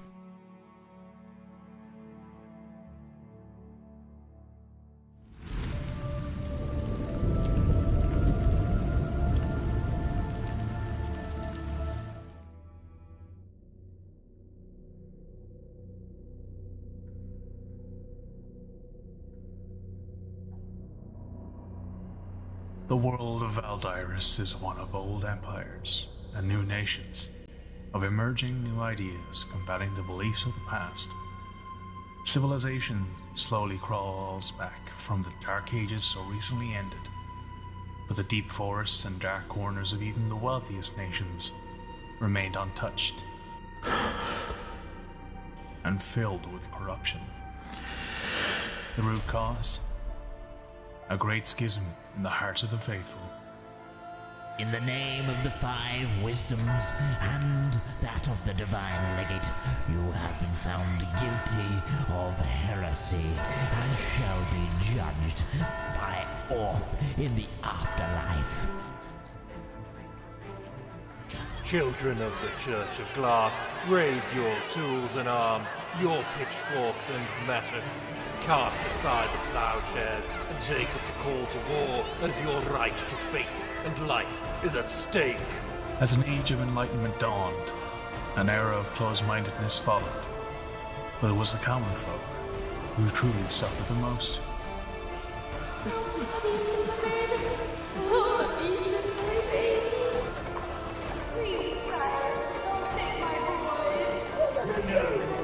Any able man must fight in the levy, fight for his king.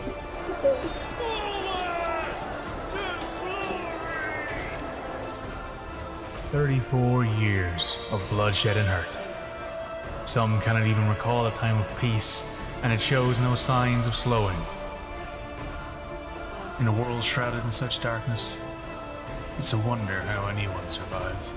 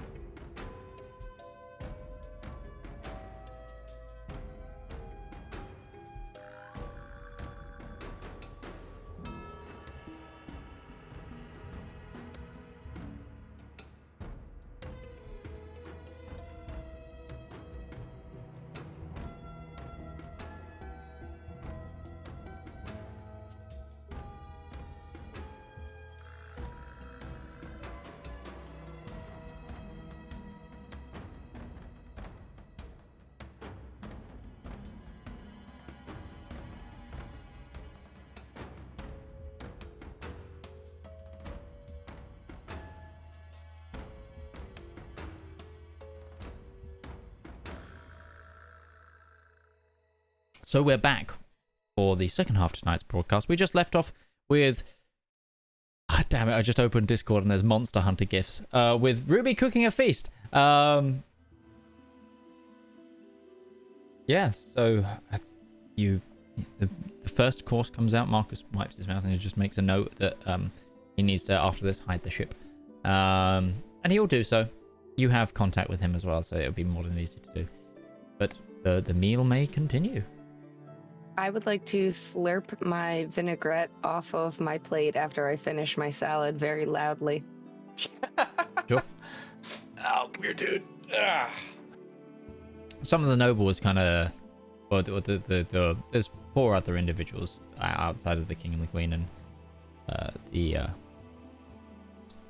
is the king's sister. It's like the king and the queen do not look put off, but some of the nobles kind of find this really, really eclectic band of adventurers that have joined them are a bit like, oh, are we sure these are the, like, you? It's not even hidden, but they're giving the king the eye of, are you sure these are the people we should be trusting with the state secrets?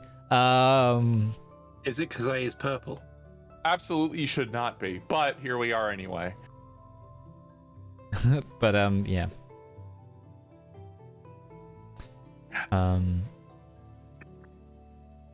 So, my majesties, quick question. As you seem to know a little bit about the movements of the Duke, do you have a spy master?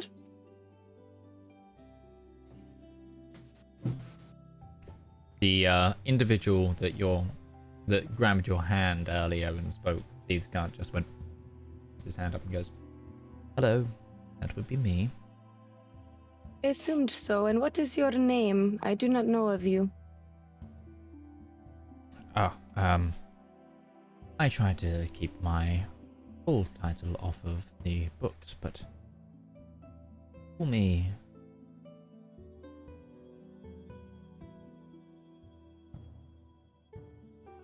Just call me David. Oh, David. wow. That's very I was, anticlimactic. I was actually really hoping he's just like, just call me Steve. I was hoping for a Tim or a Phil. Yeah. David's Jerry along says those that out lines. loud. No, It's in the same car park. We all know Tim is the enchanter. That's right. So, David, I have a question for you. When you get your sources, your information, the secrets that are whispered to you, where do they come from? Are these trusted sources, and can we trust you? You can always trust me. But Amulet of detect thoughts. yeah, go for it. Insight check. Sure, insight check as well. You can do that. Yeah. But sources can be finicky sometimes. As much as I I got want. 50 bastard. Just Oh, like, you can affectionate. always trust me. Mustache twirl. So 15. with detecting thoughts, you don't really... It's almost like this individual is trained to make his thoughts not very easy to read without digging deeper. You basically get the main phrases of trustworthy. Yeah. It's almost like he's avoiding the full truthisms and revealing himself as second nature. At this point, but it just look. I have a lot of trouble sometimes with certain elements of sources, but doesn't everybody when you deal in my kind of whisper work? But I am an honourable fellow, and I only try to bring the king the most pertinent information. With an insight check of 18, do I glean anything from that? I don't trust this guy. Anyone that speaks Thieves' Cant is not trustworthy. Really? I'm not trustworthy. You actually worried out of that? you actually get the impression that he is telling you the truth and is being very open with you. It's just there's also, whilst this person is dressed relatively fancifully and match the noble class, and he does have a rather. He's actually the one that was playing with and going to eat with his Sanguillum. But he doesn't have any heraldry on him. There's no like mark of nobility.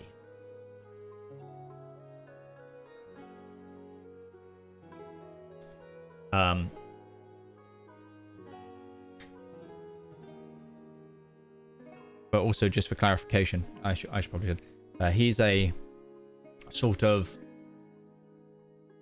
stubbly human, but his features are kind of pale, and you do also notice this individual has as he speaks, actually just give me a quick perception check. Sure thing.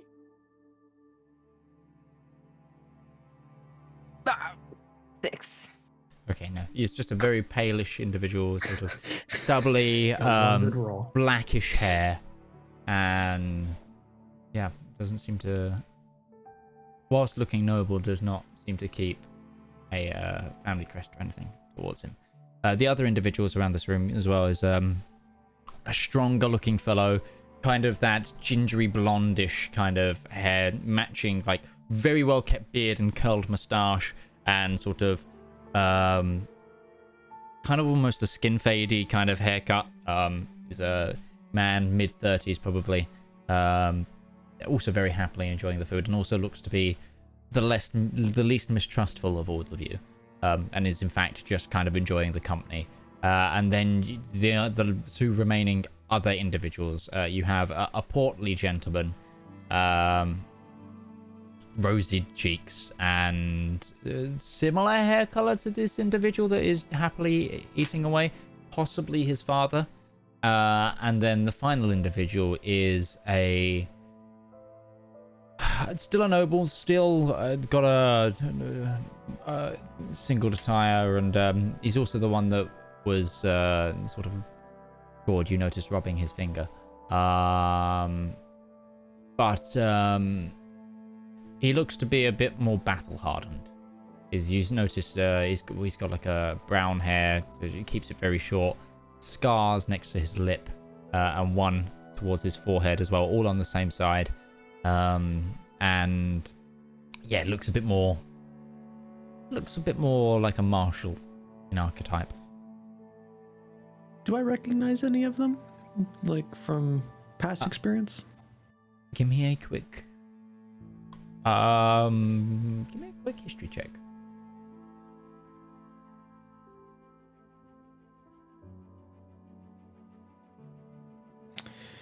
I could bump that up, but I'm not going to. It's not worth it. He started really strong tonight. This is a really low DC actually for this particular individual with the scarred face. Are you saying I should do it?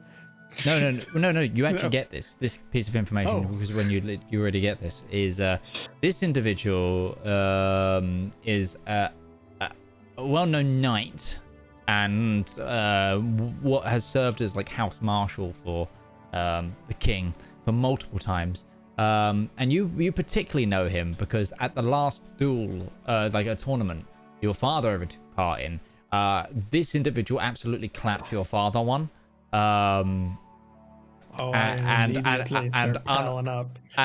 unhorsed him during the melee, and essentially knocked your father out cold with a single throw. And this individual, yeah, his name is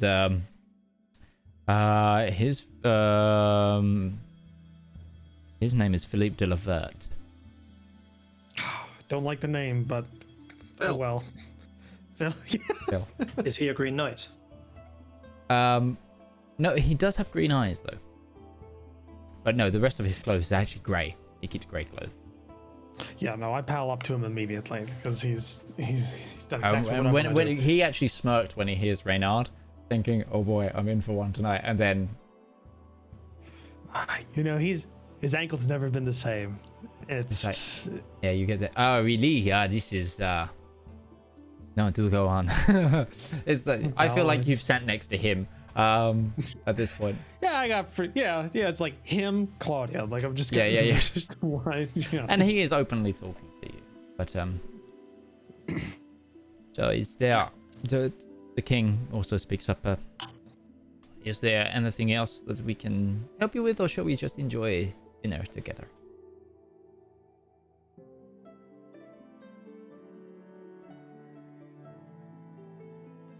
Anybody? Very well. I feel a bit out of place, so Valmir's probably not Honestly, saying much. like with the fact that your group dominate this room in terms of population, it's not you. It feels very comfortable very quick.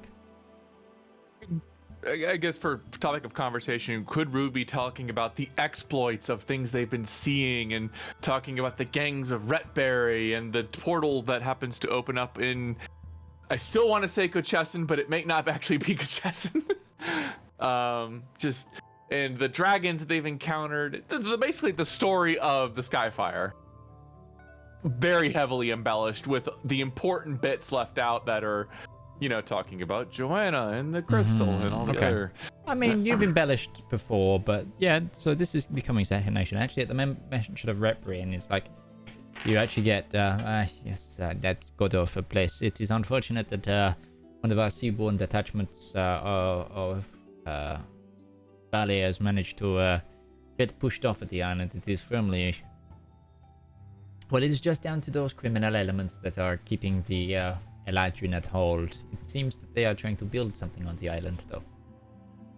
It's strange. We should have flown over Redbury, but I do not recall seeing it on the way here. You did, and you did see it, and you saw it on fire. I didn't. Yeah, He didn't. Oh, we kept him very much that's true. away from the windows. It's on fire. Valmir hid the fact that the city was under attack. Curious. Guess you were too engrossed in your work. Yeah, it happens. I think you were busy making the harness for Darius at the time. The cloud cover was pretty severe anyways. Yeah.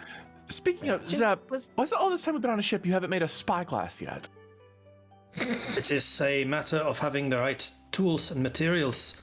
A spyglass is one of the most intricate things that you can make, and it is built very a ship difficult. that can fly in the sky. You can manage spyglasses. We have no glass blowing capabilities. We have no grinding capabilities. It requires very specialized equipment. It's a very expensive piece of equipment. I mean, nails and wood are easy. A lens, a very specific. He made me goggles, but where were we when the laser beam shot up at the ship? Was that Retbury? Yeah. Yes. Marcus was Well, it was flying nearby. Wasn't quite way out of directly. range. It was like, I think it was passing just after. It's a picket that hit us. It should not matter. It is unfortunate that our plans that head in that direction involved heavily your father and the Duke of Ate, which is one of the main problems. Well, with any luck and fortune on our side, we'll be able to solve that problem. And the rightful, honest people of Arthray will finally again recognize true leadership. Yes, that is... you misunderstand my part of the problem. Is they were tasked with sorting something that is a little bit underhand. Honestly, I picked the right people for the job. I just don't know how involved their plot is with the plans that they were undertaking for me. Is that the going through the Underdark kind of? Correct. Well, that was our next destination. You see, the passage we are creating it connects to some older underground passages that would make transiting the Bay of Gold much safer, but the point in which they dissect is now not out of our control, so it will be no longer in the control of our alliance, so it will be a fight nonetheless. We're hoping to have these tunnels completed before the Tunnels go to Retbury? but of course. out of curiosity, where are the entrances to this? Well, they are somewhere in your father's estate. That's why his... Yeah, he never really shared those with me. That's why that part of the army group was grouping there. Do you have their locations now? Because if I was to return home, no doubt my father would be... Your father is meant to be bringing them with him. Yeah. Again, everything is currently proceeding like nothing has happened. If we are to lure them here. Okay. When will they be here? As I said earlier. Sometime later tomorrow. We managed to delay them a little bit ourselves. And gave them a few extra tasks to do before they left. Beef up security, kind of thing. With the plans that I had seen previously of their mining operations, did it seem like they were going in the direction of Reparee or somewhere else? Absolutely. Okay. Now that it's been like clicked, so that's where they're going. That's geographically, that would be where it's going. But because it was underground, you had no sort of idea what it was trying to link to. Now that you know that that is where it's trying to link to, clear as day that would be the point. Is kind of the direction it's heading. So Zep, while they're talking, is kind of sketching out with his knife on the napkin with a spot of gravy or something. It's like, yeah, the connections were there. It does make sense. They were tunneling in the right direction, at least. Bep, do you not carry like a pen or pencil on you? I am in polite company, but yes. What did that stop you? Braun opens a part of his chest and pulls out a pen and pencil.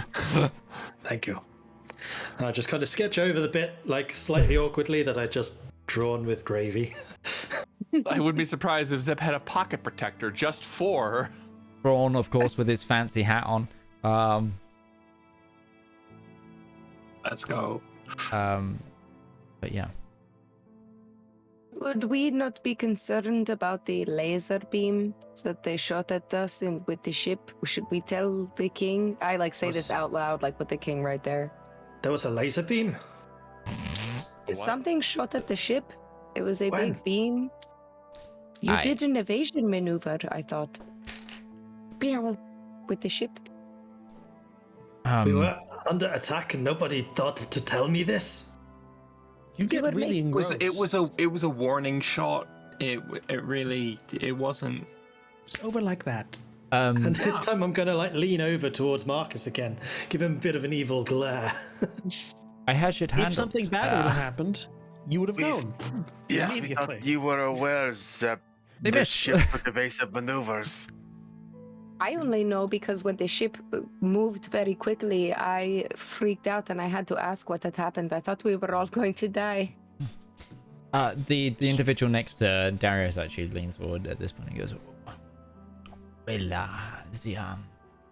we have seen that it is the Aladrin are using this kind of magical weaponry, which far outranges our ships. The Legoran's landers have had a lot more effectiveness in the few contacts they've had in the seas around there. But because the Bay of Gold is so far out of Legoran's land's reach, they have not been able to implement enough troops to help cover it. And they are, how do you say, destroying us before we can even get into range. So at the moment, seaborne operations have been mostly called off in the Bay of Gold. These beam weapons, are they light? Are they some other kind of energy? What exactly are the parameters with this? So they are sheer bolts of force. Is what our mages seem to believe. Is that it is. You were talking about the spyglass. They are essentially using some sort of device to extend the range and funnel the energy of certain spells through a prism towards vessels. So there is a mage on board that is focusing their energy through this focusing lens. Do you have mages of your own on board the ships? We do, but and some mages are not easy to come by.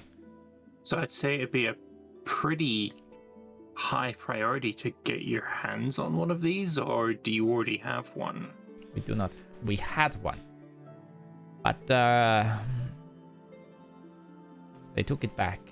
It was at Redbury. We did manage to interrogate the mage, and this is how we know about how it worked. We thought it was at first they had some other weapon that they had moved off the ship, and that this was some sort of looking glass.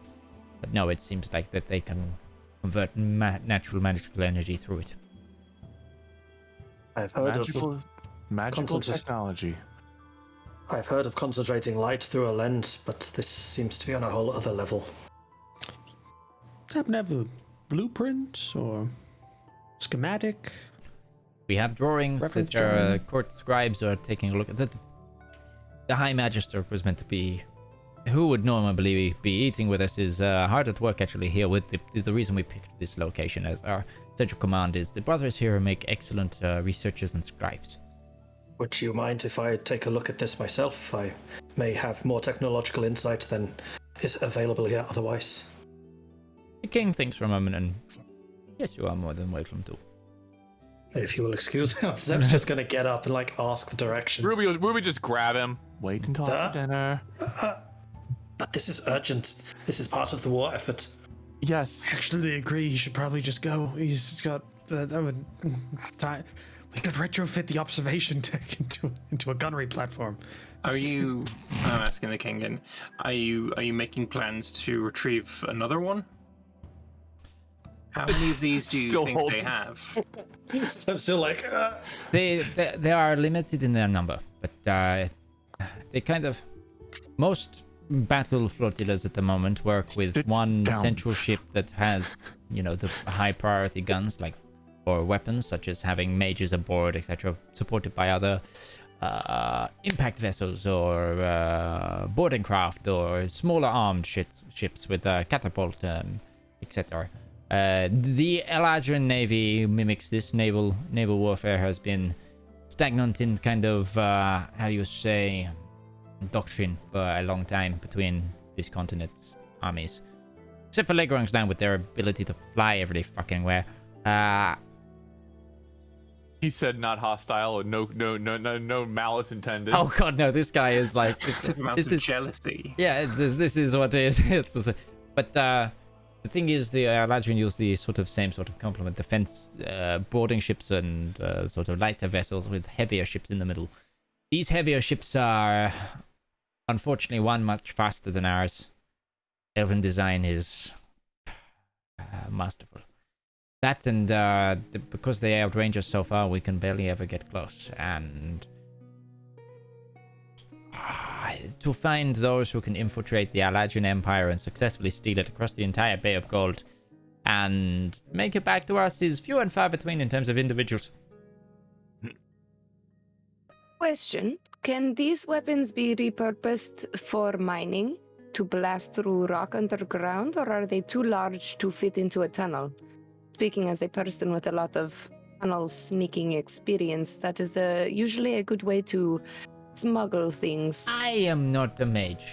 I do not know. It is from what I see that it doesn't work for all types of magic either.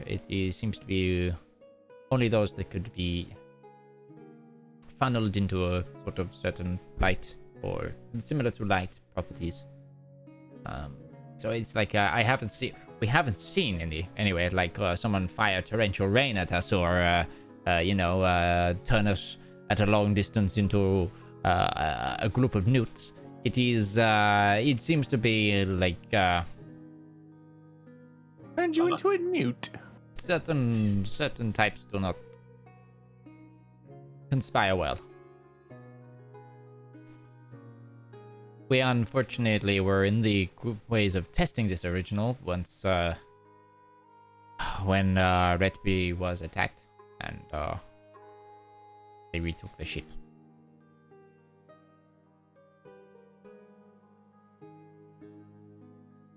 Zep at this point has moved his plates aside, laid out his handkerchief fully, and is just busy with a quill, like sketching his own designs.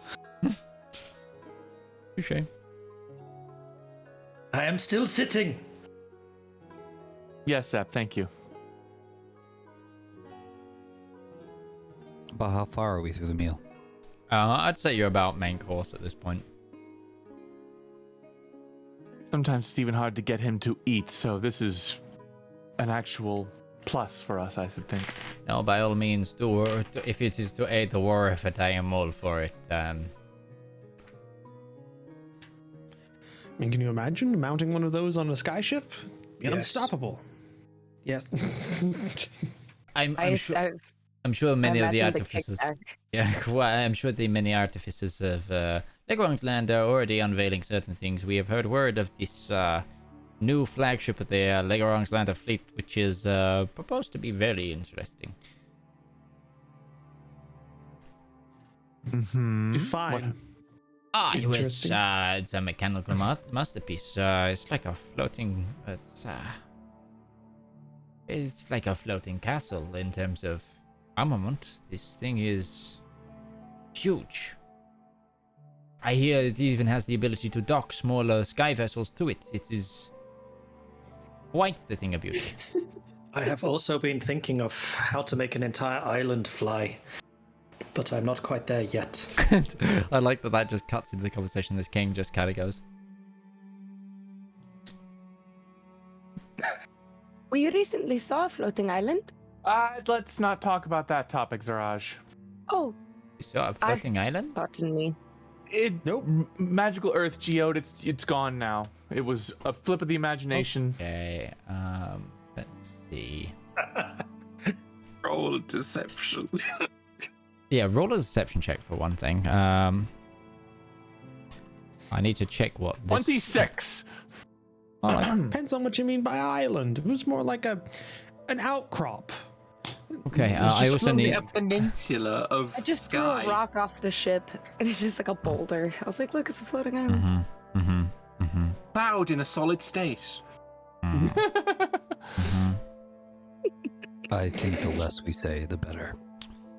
I need you all. Actually, I'm doing the character action, but I need you all to make a wisdom saving throw. As this, I think it's wisdom saving throw. Let me just double check. Actually, hold on that saving throw. Zone of truth. Charisma saving throw. Charisma saving throw. Sorry. Oh, that's much better. That's Oh, much. no. That's a swing of 6. 27. 16. You will feel Fair this wash of energy take over as the king kind of gestures to and says a word in and so the DC is 18. Oh wow! But the However, thing is, Braun's immune to charm. Just gonna say. Yeah, I was. This looking is an that up too, like, enchantment spell. Zone of Truth is an enchantment spell. So on a failed save, creatures can't speak a deliberate lie in the radius, and the radius is the table. But all of you know. Also, the king knows who's succeeded and who's failed, and also all of you know that there is a spell up, as far as I'm aware. He then turns to Zaraj and goes, "What was this about an island?" So anyways, there was a floating island. I grapple hooked over to it. I climbed on a rope, and then Claudia came and she followed me. I didn't even tell her to do this. She's very crafty, this one. So then I go into this guy's house. It was very magical. On the outside, it was very teeny tiny, like a tiny little cottage. But on the inside, it was very large. He had all sorts of maps and things. I stole some for Zep, and then I came outside, and then there was a guy, and he had a hood, and I did not trust him, and when he took his hood off, he looked like the night sky, and it hurt me and it blinded my eyes. Okay. Upon hearing of the mention of an individual with the hood, The atmosphere in the room changes heavily as the king sort of... You see him like really stiffen up, and then the lights in this room dim, but they are purely natural candles, but for some reason something is holding back the light. And then he looks up, and the thing is, the king's wife is completely unfazed at this.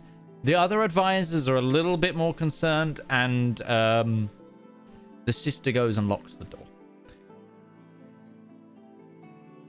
And you look up at the king, then looks up at you all, and his eyes are like a brilliant gold of pure light as he opens at all of you.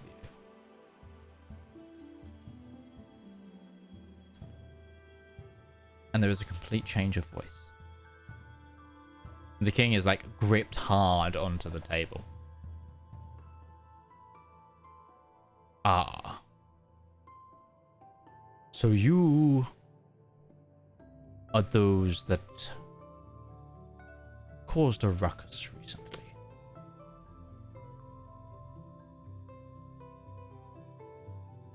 I do not mean to alarm you. What's going on?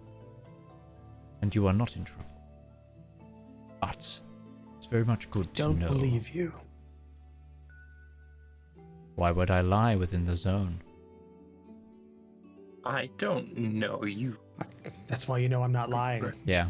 To be fair, the zone doesn't prevent you from lying. It just means we know if you are. It's very true. Do we know, or does the caster know? No, the caster would know, I think. No. It is the other way. It prevents you from speaking a deliberate lie. I thought you could, but no, it specifically prohibits you from choose lying. not to answer. You can just choose not to say anything. Yes, that's correct. Oh, okay. Can I make an insight check to see if this is like the king or if he's some sort of possessed entity? I don't... This is clearly not the king. And I make a religion check to have a comprehension of what I think is happening here. Absolutely, you may. I'll make a perception check to see if I'm even aware that something's changed. Yep. Okay. Go for it, Zep. I don't know if high or low would have you recognized, depending on... Natural 20. Of course. Zep, Mordred's here. All the rolls are there. Zep, what you recognize is the light has gone down, which makes it really hard to draw. And then you look up and you see, and then you look at the king as essentially glowing from his eyes, like someone has looked into the heart of the TARDIS. Like it is,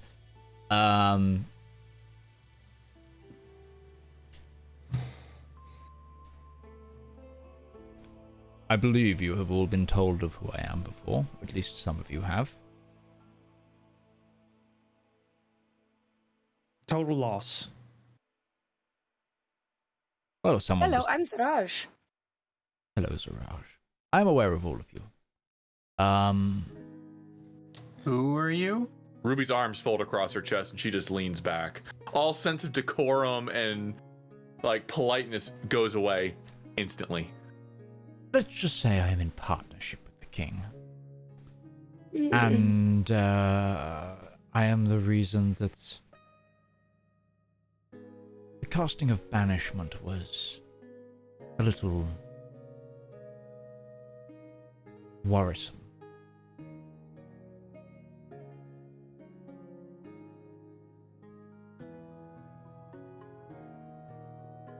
What you stumbled upon should definitely not be shared amongst the masses. I am happy That is to. a very good thing to note. We would have been happy to continue doing that, but you did sort of force us to bring it up in mixed company. The company here is trusted by the king, and the church and state between us doesn't always see eye to eye. I'm still not getting it. Who is he? Zedaar. I have not been properly informed. Yeah, I rolled a 7 on that religion check. You think this Dealing is some with the- sort of possession, but you're not sure what the kind of, if this is welcomed or unwelcomed. Are With we the dealing with a context Gourd clues- situation or a Tok'ra? With the context clues, Zedaar is under the impression that this is some form of like he's playing host to some form of angelic being or divine being from above, but has no clue of what the actual connotations of the actual. And he'll just lean over towards Darius. I think he is currently hosting something from the Outer Planes. No, I got that. I'm asking specifically what his name is. If they have, what do you identify? What is your identifier? Do you use What are your those? pronouns? Does anyone here have in their notes what this individual was called? Because they have been introduced to you. Darius doesn't. I'm playing this straight to the. I know hill. Darius hasn't, but Not a clue. I don't remember this being introduced to us. Yeah. I remember specifically the banishment being like that was a reckless idea, and Zedaar's like, I'm gonna be polite and not say I had it. He's just going to acknowledge I apologize. But I don't remember ever being introduced to the other being. They didn't show themselves, but they did. The king did name drop them. Are you from the Supreme Temple of Shishmula? No, my dear, I am not from Shishmula. Just tearing our notes out of character. It's like, what is? I like the idea My that this diary. individual is like fully ignoring Darius. It's. Yeah. This,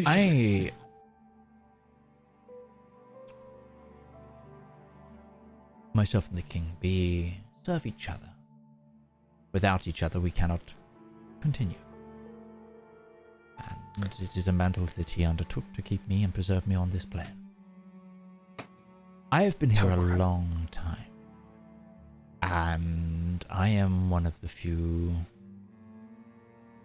who still maintains a connection outside as I exist on this plane. Think of me as a keepsake of a bygone time. The forces that you happen so to stumble upon does both worry me, fill me with a little bit of hope, and also fill me with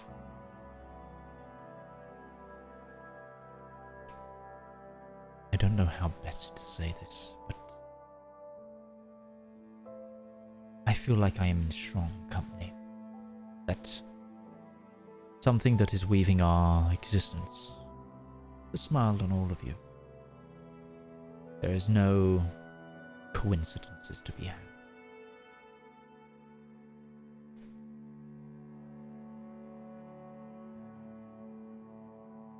Tell me, is this the first time you've seen between the planes? That we're aware of, yes. Kinda depends on what you mean. No, about that. Give me a it's deception. not the first time. I'd say give me a deception check, Ruby. but no, Well, we're in the considering zone everyone too is still. yeah, but she passed it. Oh, okay.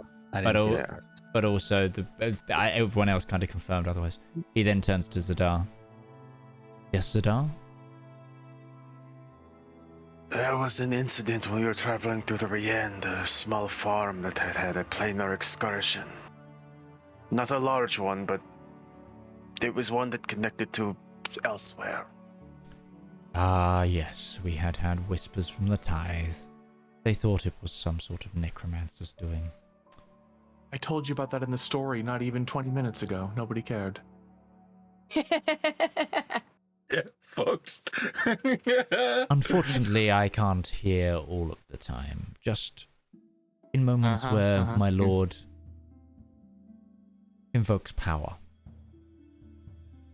This is what counts for omnipotence these days. Not omnipotent at all. I believe my Well. lord's power here is very similar to Valmir's. I bestow on him gifts, and he uses that will to enact Just good. his will. Yeah. His will. Can I cast She, detect portal? Ruby just looks at Valmir. You can detect portal, yeah. I've never had glowing. Well, I mean, my eyes What do if- glow when I use magic, but I don't have a. There's no other personality in here, but me, as far as I'm aware. Yeah, but what's he talking about, Valmir? Do you get your power from somebody else? In the same way that Zedaar does, yes. Through worship. I'll remind you, you can't lie right now. You can't lie. You can't. Honestly, that is my That Lambert's. he can't. Like he my can't. interpretation of it. Yeah, I that's talked with that's him a earlier half about truthism. this. That is not a lie. Like that, like Yep. you can specifically be cagey about your answers, and that is technically a cagey. It's just like Yep. Also- I was also perturbed by it when I heard it literally an hour ago. But Ghibli, you were attempted to make a roll. Yeah, detect portal. Ah, yes. Can you remind me what that does? There isn't. Yeah, Because it's a. What's the distance on the portal? 1 mile. Yeah, there's no portals within a mile. 2 portals about 4 inches apart, right on the king's head face. No. I am fully trapped inside the king. Well, gifted into. And what is your It's. Oh. Default choice of words there makes me trust you less. My name is not important. name? Well, Hello, not Mr. Not Important. Can Zedaar make a history check to try and remember amid this information that was brought up amidst? It was a very turbulent time. We were trying to trace down, this mad murderer, and a word Yes, slipped sure. by. I've been rolling super poorly, so let's see. 16. I think the name that was given to you was Alistair. I remember hearing that now that you mention it. And Zedaar will say, I believe we've heard this before. Is Alistair correct? There's a sort of nod from the king, but not the king. Why was that hard? Why are you here, and what do you want with us? There might be a way that I can't tell you. It's part of the. No matter.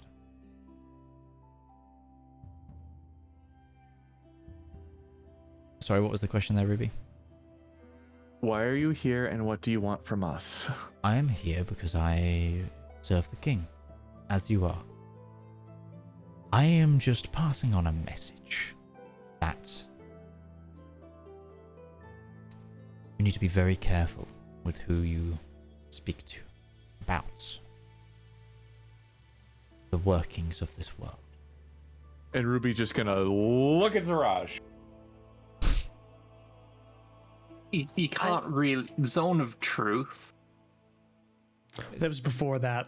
It's tricky, yeah, and it's like the only reason this individual, yeah, it's a long chain of things. It's fine. Thought it was a cool story. And you're right, it is. But some stories need to remain as stories and not brought into the reality, because the reality is so much more problematic to comprehend. Especially considering how apparently we can be listened in on. Anyone can be listened in on, my dear.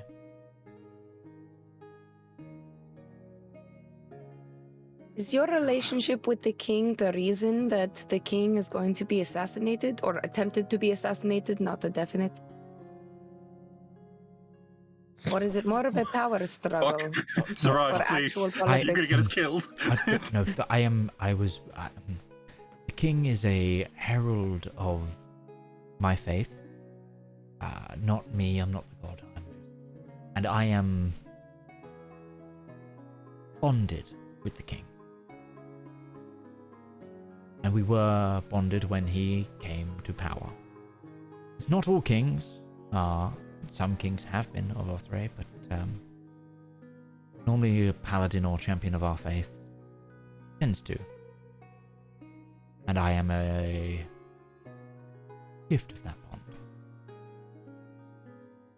And what faith and god is this? I personally am in the market for a new god. And I like look at Zedaar like, sorry. Wow. Shopping around. The Lord of the Morning. Believe me when I say, Zaraj, the best thing to have faith in is yourself. Which I am a night person. I do not think it is a good fit. A night owl with the sun god as the dissertation.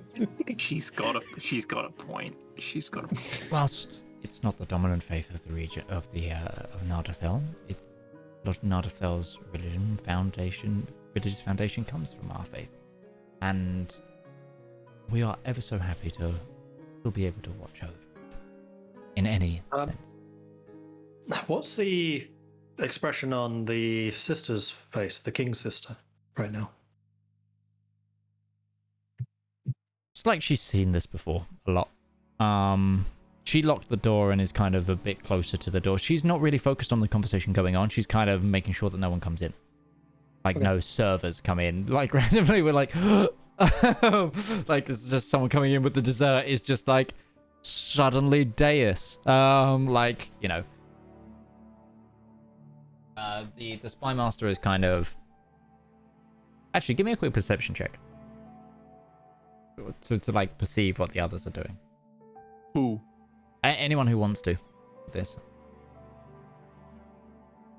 19, but I'm going to flash a genius that 24. Sure. Yeah, the Spy Master is not paying attention to the king at all and is instead looking at the drawings that you've been doing. Kind of like with a critical eye and kind of going, wow, Gourd with a 28. The larger individual is trying to continue eating whilst the very serious conversations are going on, and he's kind of looking between everyone and sneaking a bite to eat every now and then.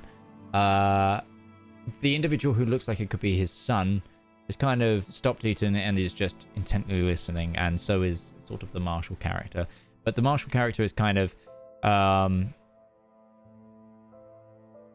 it's got his like ceremonial dagger and is kind of, it has it to his side, not in a attacking the king stance, but his ear is sort of also pricked towards the door, almost as though that if anything comes through, he is also going to jump up and help deal with it. Almost like that.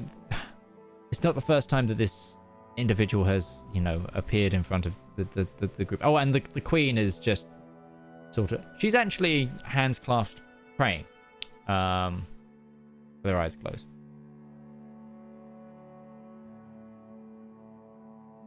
But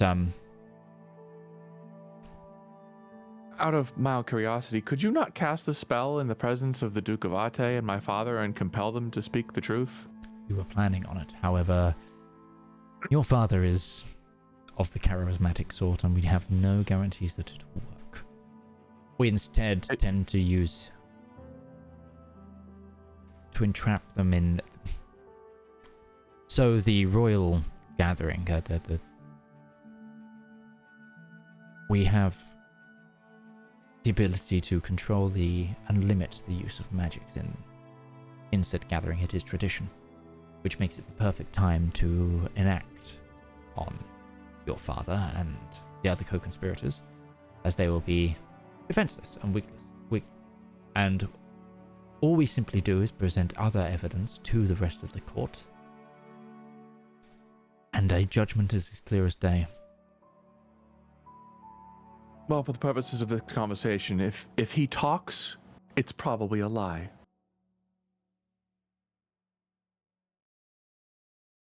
That is the case for a lot of people. Makes things simple. Unfortunately, the king cannot remain in this state for much longer, so please, if you have any final questions. Were you us, what would you do next?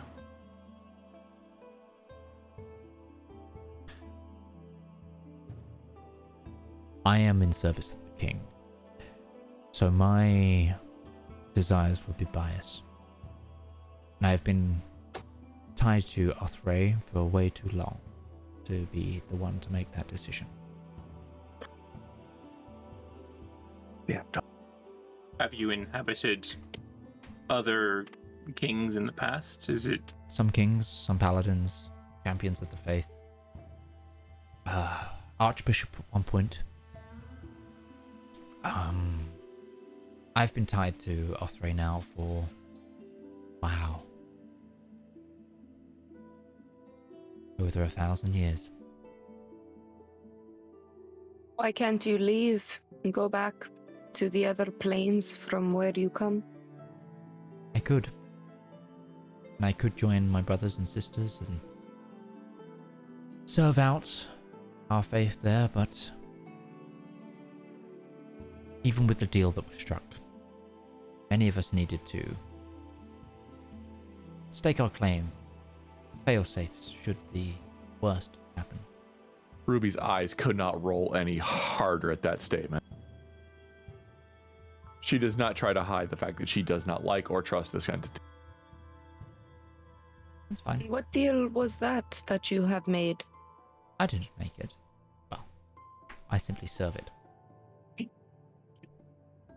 Like The many, gods have to have their hands in the pot, despite being kicked off of Elendor for their inequality and inadequacies. think of it as a subtle hand on the hilt of a dagger. Ready, but not being used. Yet. I hope we never have to. But from what you've said, and what the whispers continue to say, is there's an ever-growing chance that the swords get drawn. And I pray to all of the gods that enough can be done to put a stop to it. You want that to happen, tell the gods to go away. As Ruby says that, Zedaar stands up and moves to leave the room.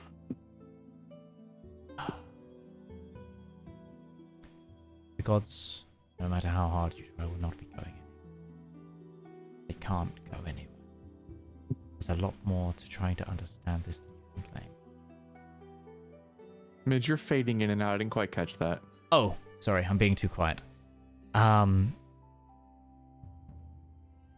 He says, the gods won't be going anywhere, for their fate is entwined to this plane, as is yours, and everyone's fate. As much as you may want them to leave, there will always have to be that balance. Otherwise, your options are fairly bleak. Should you wish to leave, Master Zedaar, as this individual notices, I would ask that you wait until my king is back to his usual self. But you may leave after. Zedaar will nod and just politely stand next to the door. Very well. I'll be going now. Enjoy the rest of your meal, everybody. And the king kind of comes back to, rubs his head a little bit and goes, I did not expect that, and the door is also unlocked for you, should you wish to leave. I would definitely follow Zedaar out. So would Zep. I am not aware of what happened. Someone will need to fill me in. I'd like to hear what the wife says. I look to her, the queen. She, as no one else speaks, just begins to whisper in his ear. Can I read her lip? The observant feat. No. You but... speak Fionian, don't you? No, I don't. You don't speak Fionian. Okay, then no, you cannot. Okay. But and then after a moment he goes, Alistair, I hope he was kind to you all. Pleasant enough. Cryptic but pleasant. isn't everything. No, I can think of many things that are not very pleasant at all. I am feeling not quite myself anymore. So I will be taking a leave. You don't say. It takes a lot out of one to allow so much control to be lost. Believe me before you worry for me, I could quite easily make it that he doesn't appear. We have faith in each other to do the right thing. I wish you all good night. If you wish to be here tomorrow for the unveiling of our plan, then my sister will provide you with all the information. Good night. Rest well, Your Highness. And you. And his wife helps him up, and they go to leave. Can I eat whatever food is left on his plate? Oh yeah, there's actually at this point dessert comes in, as those who wish to leave may. Zedaar, I think you get out before dessert arrives, but just before the king is like, they're like, "Oh, Your Majesty," he's like, "It is fine. I feed the rest. I am feeling a little lightheaded. It is I drank a little bit too much," kind of thing, and he's ushered out of the room. Ruby will then look. I think you need to go and apologize to Zedaar.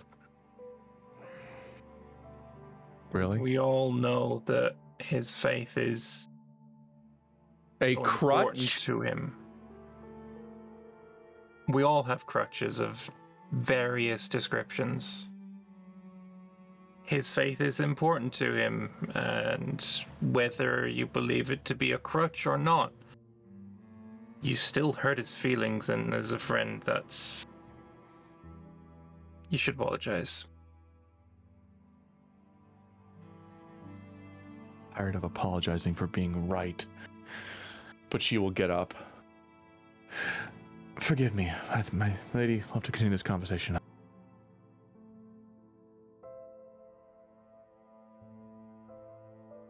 She will say to the sister. Just like she's by the door, she's like, "Okay." Is there walk out. anything anyone else in the room would like to do, or is Zep packing up to go and try and find the match? Zep went out after Zedaar. Okay, then that's already happened. I missed that one. Darius. Yeah, can you tell me the current hit points, armor class, and total class levels of Philip? Philip. Oh, sure. Philip This is what is... we really need to know. This is super important information. Yeah, no, absolutely. Philip is total class my levels. father, and so I need to know how. Absolutely, I'm all about it. Please, let's learn about Philip. Total class How levels. do I beat my dad? Is the question. Got 9 levels of paladin and 4 levels of rogue. No, I don't need to know that. It's, Oh. I can only know fighter levels or total class levels. So I just need to know sorry. total class levels, HP, and armor class. So 13 levels. Okay. 13 total levels. HP is like 120 something. 120 something. Okay. I think I don't have his character sheet open with HP. Why don't you? Sorry, I've got the role play because I've got the role play stuff open. The man is not dressed for battle. And Philip, you fancy a duel right now, right here on the top of the table? His current armor class is like 13 because he's in clothes. All right. And so begins Darius's Rocky montage, so he can take on his old man. Well, no, it's more the fact that I know how good my old man was, which means I know how I can compare it to my brothers, my older brothers. So therefore, if anything ever comes up, I can have. Basically, I'm like 6 degrees of Kevin Bacon, figuring out how strong I am in comparison. This with other individual people in is my like, family. unlike most like sort of paladins that like it wasn't like he doesn't run around with like a sword and board. This individual happens because you saw him fight. It's like this individual was like during the melee, like you could start on horseback and he elected not to. And he tends to wear like a slightly lighter plate, so he wears like a half plate and runs around with essentially like a bill hook, and spent a lot of the time just dehorsing people and then using like secondary weapons to like get them into a death blow scenario that they would be knocked out the competition. And he was essentially sort of billman, kind of walking around really pissing off all the nobility because they're like gleaming armor, not like lances. It was very rainy. He literally half plated round and just put them in the mud, kind of thing. Right. Yeah, no, that's all. A Frenchman I need. using an English weapon. The shame of it. I love it. I need to keep using this because I will continue to forget that I have this ability unless I use it every chance I get it. So that's absolutely fine. It's just I have 4 fighter levels. I never asked. Wow. Is anyone in the meal room looking to do anything? I would like to just ask the sister, where is Remy, the Gerbaline head of the guard? He is the head of my personal retinue. He does not, unfortunately, make it to this this kind of setting. He is here. He's actually essentially protecting my quarters. Claudia? Looking for a snack? No. After dinner, we must go meet this contact of mine.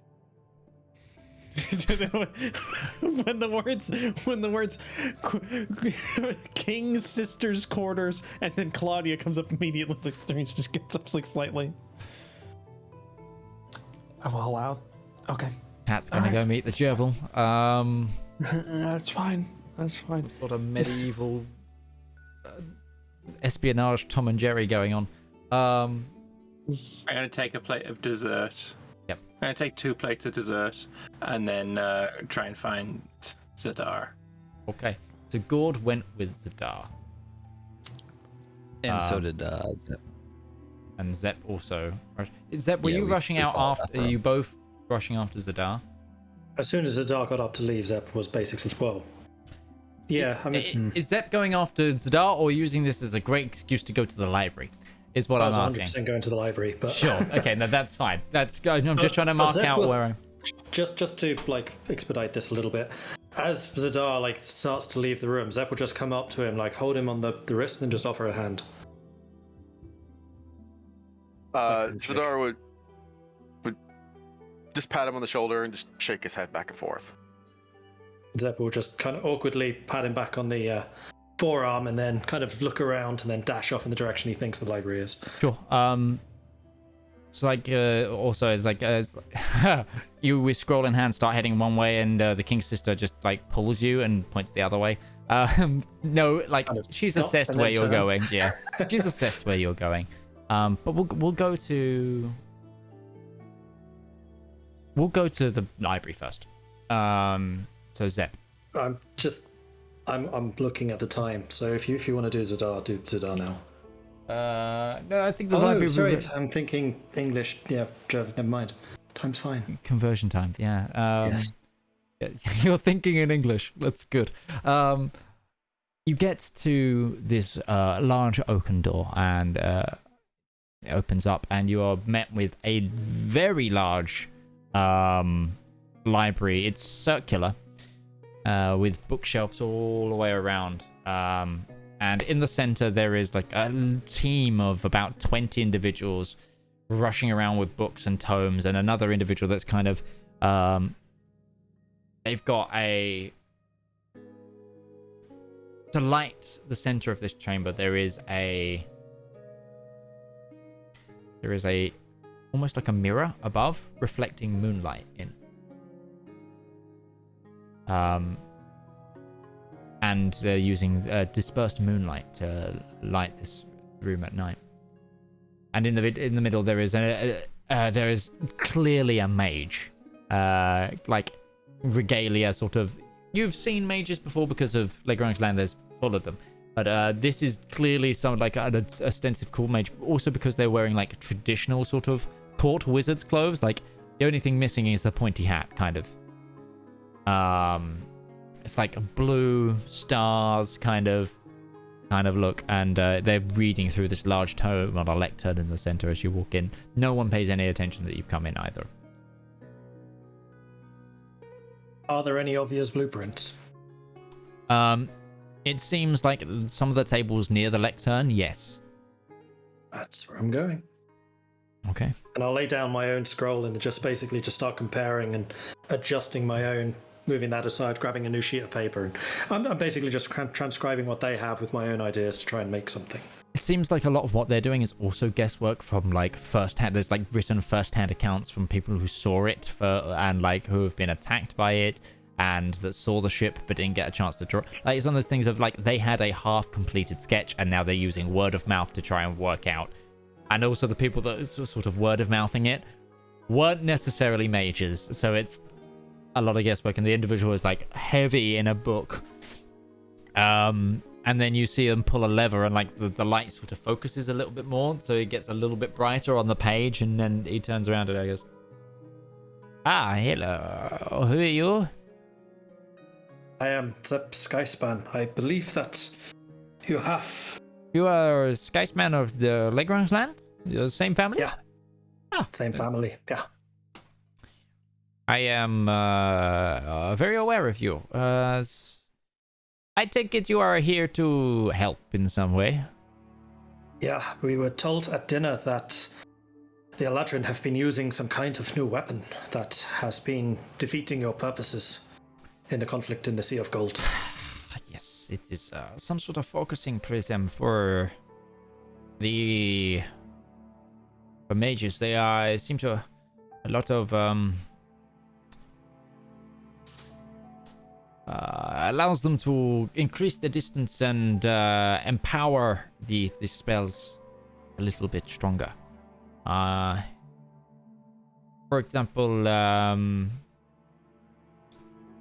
the bolt of pure guiding energy that some of the more religious types seem to use, that can be, we've assessed that might be something that could be prismed, or the forceful blasts that derive from more ancient magics. They seem to also be affected. Anything that kind of shoots normally in a line, or it can also be focused through this. It seems to be limited to that kind of spell usage. The problem is we can't recreate or understand what kind of prism they were using. We do not think it's your standard glass, and if it is a unusual configuration. I'm trying to get copies or get an assessment here of what the possibility is for then the king. I've also then got to try and convince the king to share this with our allies. But I'm guessing because he's including a Legrandslander such as yourself, that has already been confirmed that I'm allowed to share this with the allies. Yeah, he has given me leave to begin taking a look at the information you have already gathered and compare it perhaps to some of our own ideas. Very well, you may do so. If you have any questions, please ask. Oh, this is my own concepts of how I would approach things so far, but I agree, the concentrating crystal is the difficult thing. I was thinking maybe some kind of crystal like we have in Lederungsland, but that would be difficult to acquire.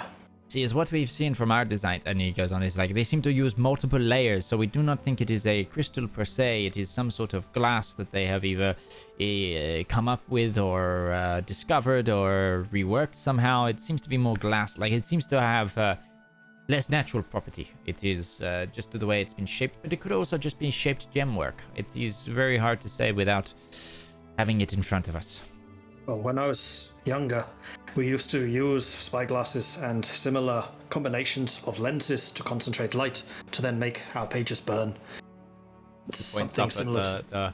We are using moonlight through this as we do not want open flame in a library. Very smart. Yes, unfortunately, it does mean it has to go through multiple lenses. And we are thinking this is what we've been mainly... goes on. This is what we have been basing our concept of the design off of, and from what the description says, it's just... standard glass tends to break when you shoot at it with magic. So we do not know how they are getting the absorptive and then conductive properties. I now make a check to see if I can incite anything. Yay! Guessing this would be artificial law. Oh, absolutely. Yeah, I would allow you to weigh artificial law on this. I still have an insight or an inspiration from a while ago. Can I use that? You may. Yay. Roll that one again. That's better, and I'm also going to drop a Flash of Genius. That's a 31. From the fact that you hear that they're using multiple layers, again, for you, either it's different types of gems that are allowing this prismatic effect, or you think it's some sort of magically formed glass. Either way, it seems like there is both magic in the process of creating this, and that is not like a directly instantly found thing. And whatever the arcanotech that's been forged to make this, it's in some ways, it now outclasses some things that are being come up with in Legorank's land, which is unheard of outside of, some elements of Kaiteng have got some technological advancements further, but it is widely regarded that Legorank's land is ahead on everything. So for this to be ahead even on your knowledge and what you've seen or heard about from Legorank's land is absurd, but you seem to think it seems to be some sort of enchanted glass more so than gem work, from what you surmise. Okay, and I'll basically just work with him to create our own concepts based on that. Sure, and you may do so. Okay, let's jump on over to Zedaar. Where are you headed after you leave?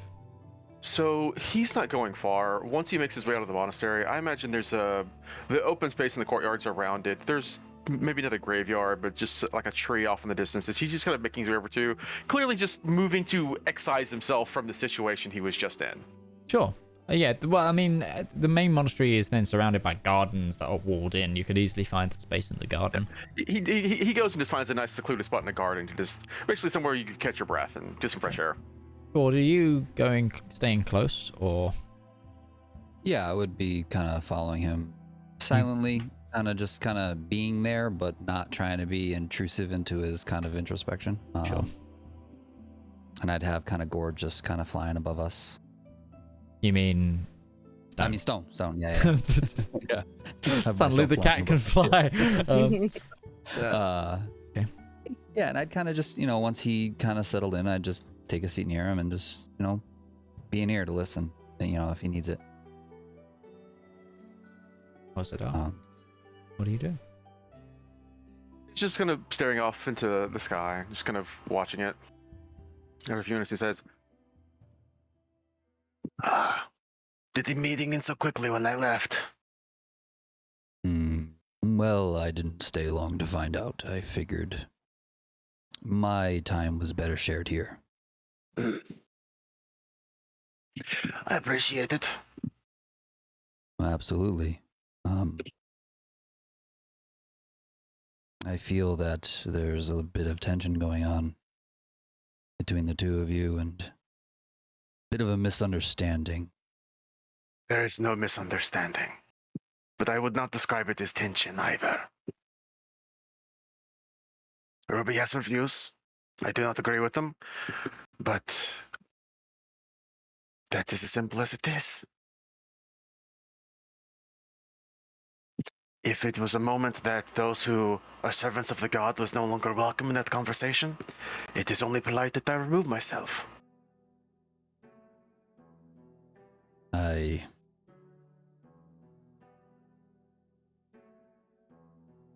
It's tough watching this occur. This butting of heads in a sense, and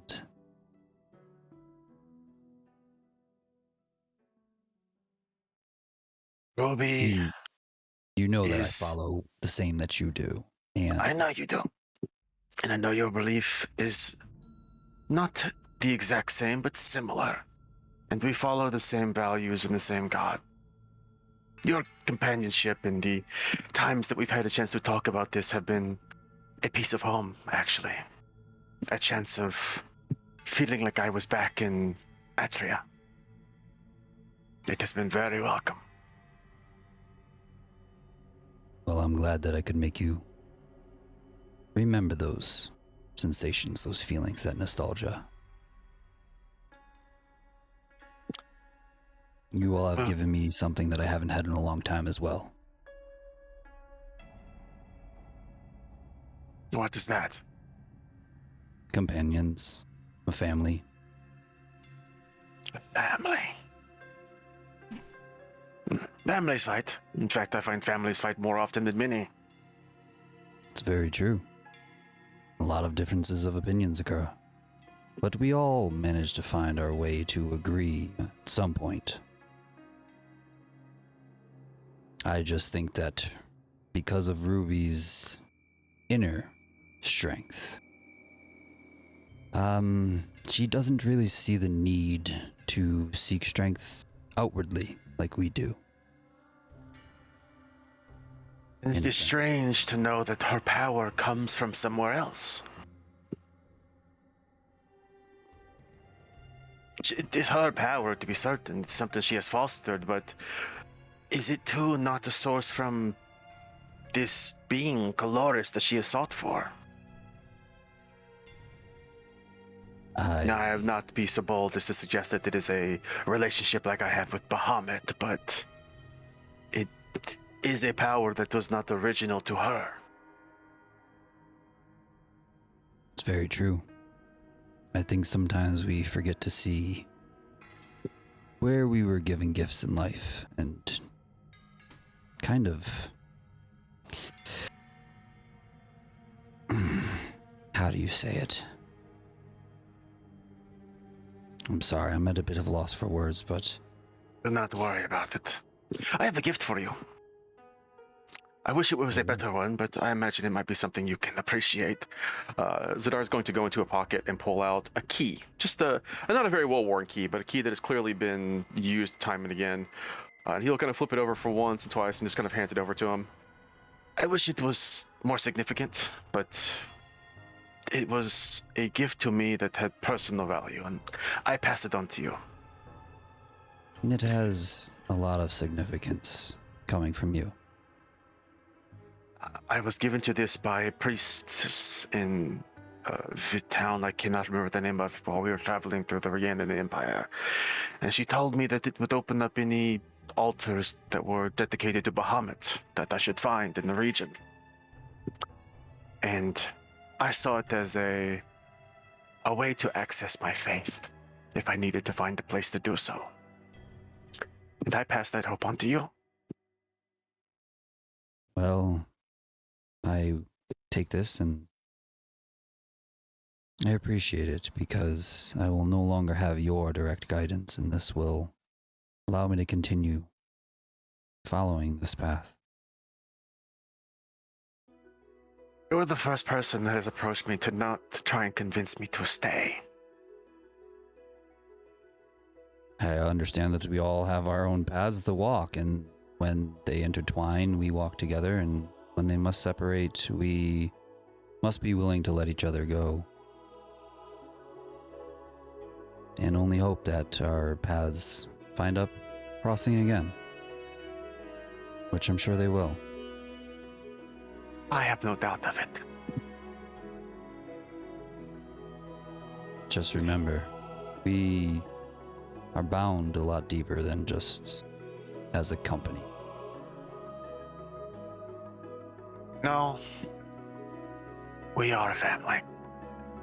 Maybe not so close as some might think, the way some of us treat others, and it is difficult to say, but as someone who was raised in a temple, who was an only child, adopted, I would be happy to call you brother, Gourd.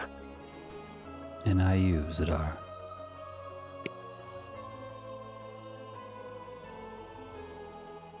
And as you sit there, you two just sit and ponder for a moment into the night? Or... Yeah. He's just going to enjoy a nice garden. Rest the next of the day because we have time to burn. It is it is a very lovely. It is. Where you sit is below a yew tree on a bench, and there's like a faux river that's been brought through the garden. And in the moonlight now, the light actually catches the water a little bit. and reflects onto the floral colors around you. Not enough to make them look overly saturated, but enough that speckles of light shine in this moonscaped garden in front of you, and the silverish light is a beautiful way for you guys to sit and ponder both aspects of faith and both aspects of family. Speaking of family, we move towards Darius's family, or should I say Claudia, who with Siraj make their way towards the Queen's chambers. So, who is it we're going to meet? You said you have a contact here. Yes, I am a member of the Night Pilgrims, and as part of your training, we are going to get you involved with them. Night Pilgrims, isn't that that sort of guild of the adventurous sorts who help out the peasantry around here? Yes. Dashing adventurers, amazingly very talented and handsome. I don't doubt it if you're a part. By all means, lead the way. Now, this is important. No stealing. I know what happened earlier. I saw you sneaking some signet rings. Hand on heart. Make a perception check. Actually, no. Make a medicine check, Zaraj. No, Jesus. Make a medicine check.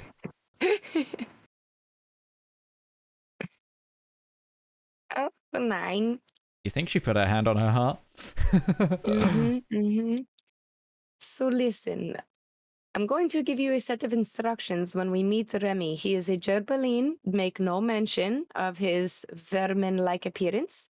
And I'm going to have you, in order to catch a criminal, we must think like a criminal.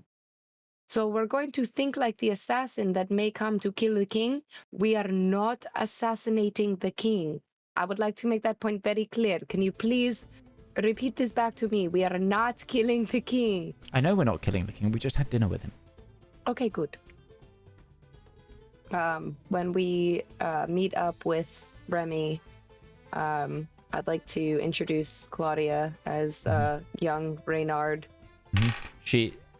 Oh, no. She goes, I'm sorry. I was told not to say anything about... You're so cute. And Remy is like, oh, wait, thank you. It is so nice to meet you too. Who is she? You say she's Reynard, as in your friend? Yes, she is an understudy of mine, and since you botched the cathedral assassination attempt, we didn't even know that there was an Undercroft. We are here waiting right now with the king, and so I'm going to put Claudia on the job of thinking like an assassin. I want her to go and think about all the best points that an assassin may come into the camp with which to murder the king, and you will follow her and fortify these places. I don't see why not. Besides, it will be a good test to see if I have checked any of, if I have checked it all, and I still regret how the events at the cathedral went down. I was not given the proper time to scope out the place, so this will be a good challenge for me as well. Thank you, Siraj, and hello, Claudia. Are you okay to work now? Yes, by all means. I'm not a stranger to a late night. I guess I will lead the way. Very well. And those two go off. Excellent. I'll just go back to the ship. Cool, no problem. While that is happening, is there anybody else doing anything? I was trying to find Zedaar with a plate of dessert. Sure. It's probably like they've probably sat at this. You find them eventually in the garden. You see Gourd and Zedaar like sat under the dappled moonlight of a tree, and you're like holding Internally, dessert. I'm and like, you're like, fuck. I only brought 2. I didn't know. Yeah, it's that's the whole reason you haven't gone over yet. You're kind of like, I'm not getting any dessert. And it's that realization, and you're just looking at it going, do I take one of the strawberries off the top? No. Yes. Yeah. Yeah. I haven't got a hand for it. Like, it's got to, and then you go ahead and take it over. I'm guessing the one that's missing some strawberries, you give to Gourd, as he's less likely to notice. Or care. With that perception, he's going to notice. Sorry, he's just not going to care. Less likely to care. Not Gourd that would Zedaar's just ever let been... you eat the dessert. you're just, it's too sweet. You join the Brought three you of them. some of the dessert, Zedaar. Just you left before they could bring it out. Thank you, but I will pass on dessert. You may have it. Here, hold. Gourd, would you like a dessert? It's a bit out of my tastes. So Valmir, you are left here with I'm gonna hold. I'm gonna. You use your Uno reverse cards so hard. You know how you get you hold 2 plates with one hand, like fold them over each other. I'm gonna do that, so I've got hand free. Yeah. Then I'm gonna cast Mage Hand, and the Mage Hand is gonna hold it and just kind of float somewhere away from me. So How far is it before Mage Hand dissipates? It's like 30 feet. Yeah, so this Mage Hand just goes, and then you hear a as this plate like scatters over some rocks in this beautiful garden, and sets like cream and sweet and strawberries like over. That was a waste. You did not have to do that. I didn't intend. It's okay. I'm sure it'll be fine. There's plenty more where that came from. And you look over again now. There is like a badger that's just licking the cream up. This is not going to waste. Yeah, no, we're just feeding the animals. I'm sorry for what Ruby said in there. That was it's a bit uncalled for. You are the second person to apologize for Ruby, and the second person I have told it is not necessary. As I said, I know Ruby. I know the machinations and what makes her tick. At least I like to think I have an understanding of it. I do not fault her for saying what she said.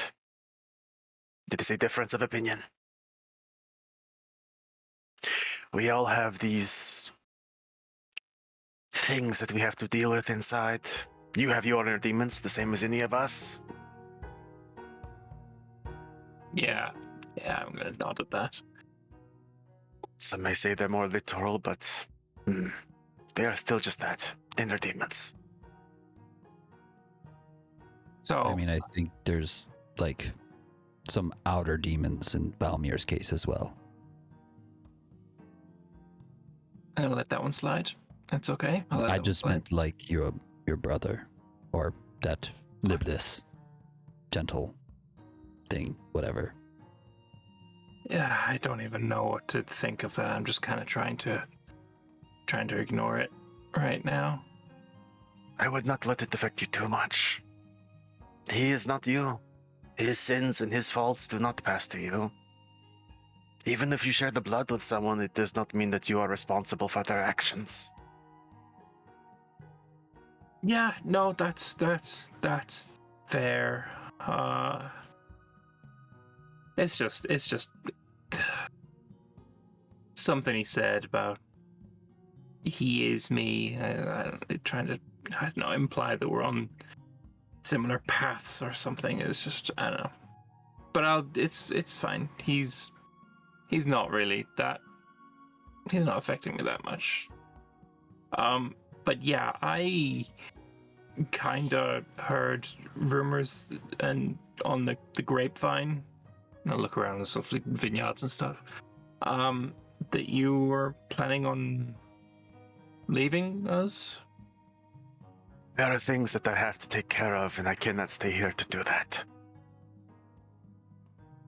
Sorry, I didn't say anything while we were on the ship. I was having a little bit of my own kind of stuff and had to deal with. Those inner demons, yes.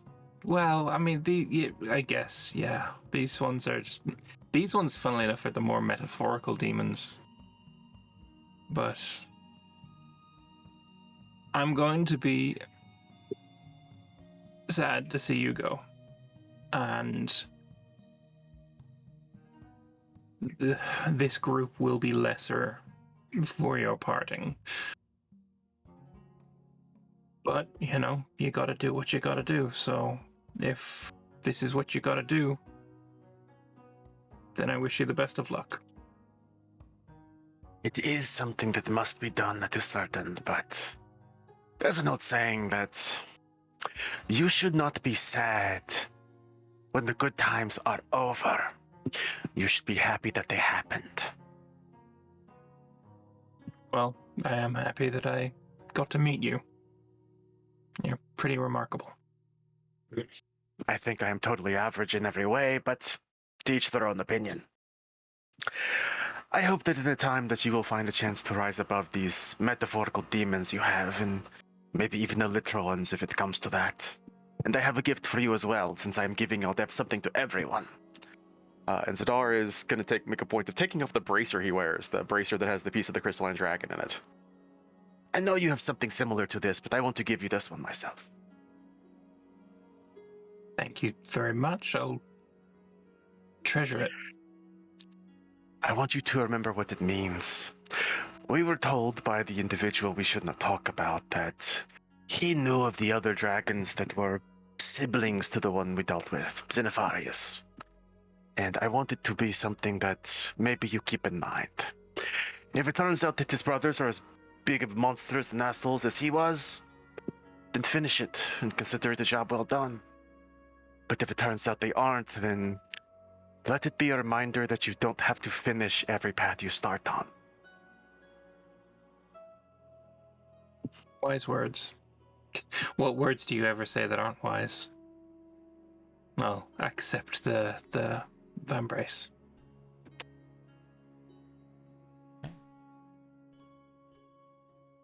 Where is it you plan on going? Once we have settled all our affairs here, I'm not going to leave this job half finished. I'm going to head back to Lagrand's land. I'm going to do what I can to solidify my place there and, well, keep an eye on Joanna. If we're on the way to Atria, it seems I know. We'll be going to your home, and you'll be going to Zep's home, and the irony of the timing and the positions is not lost on me, but I left home with a reason, and I have not accomplished the reason that I set out, so maybe going home is just not what is right for me. Maybe that is another reason I feel I must go here. Back to Lagrand's land, back to finish a promise I made but never completed. I wish you the best of luck in that. I'm sure you'll finish your mission. And I'm sure you all will manage just fine without me. You all are very capable, even if sometimes you think that you have a crutch in your party. It's funny. It's the second time someone's mentioned crutches today. Everyone has crutches.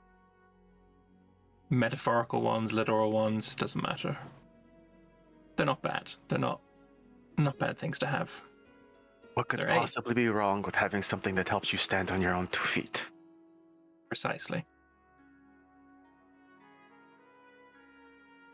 Alright, I place my hand on his shoulder, nod my head, and then I'll leave him to it. And cool. Tell me. Yes. Tell me. Hey. Go with a wisdom saving throw for this one. Sure. That'll be a 5. Okay. So Valmir, you take a bit of a walk through the garden. And you're following one of the streams of like faux river that have been put through the garden. When suddenly your own reflection catches your eye. And the reason it catches your eye is because it doesn't move with you. You catch it at the corner of your eye first and then look towards it, and it's just there smiling back at you. And then you feel that sort of ichor of shadow soften the world around you and bring your focus towards the shadows and the reflections.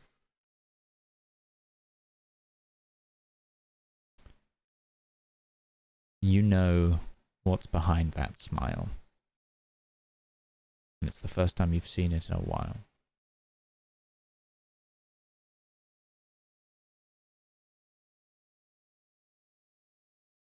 Hello, Father. Hello, child.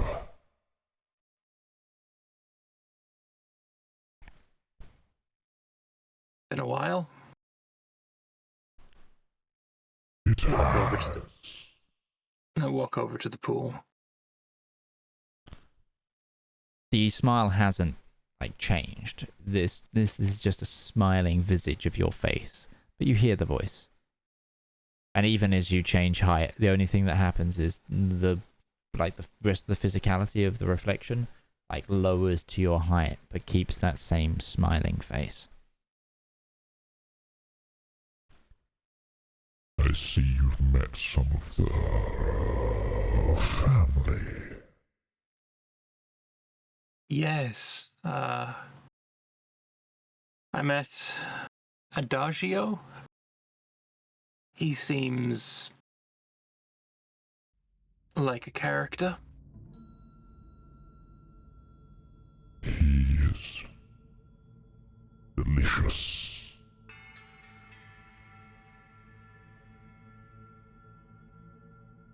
He has his way. You're finding yours.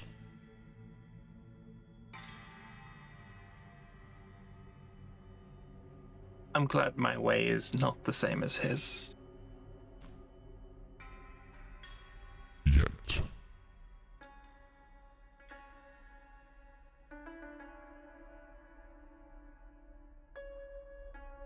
My boy, you have a lot to fully grasp.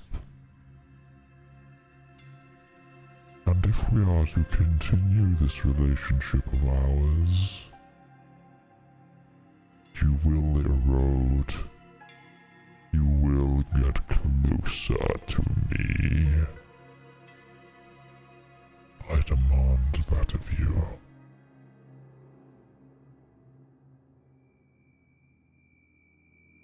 I'm willing to give that.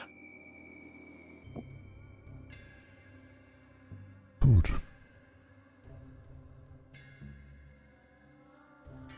Good. The woman with the red eye, she has not shown herself to me yet. She will.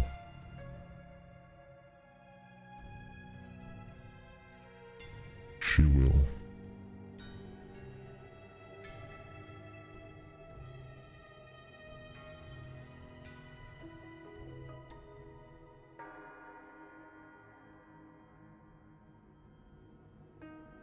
There's a pause where the shadows around you just thicken.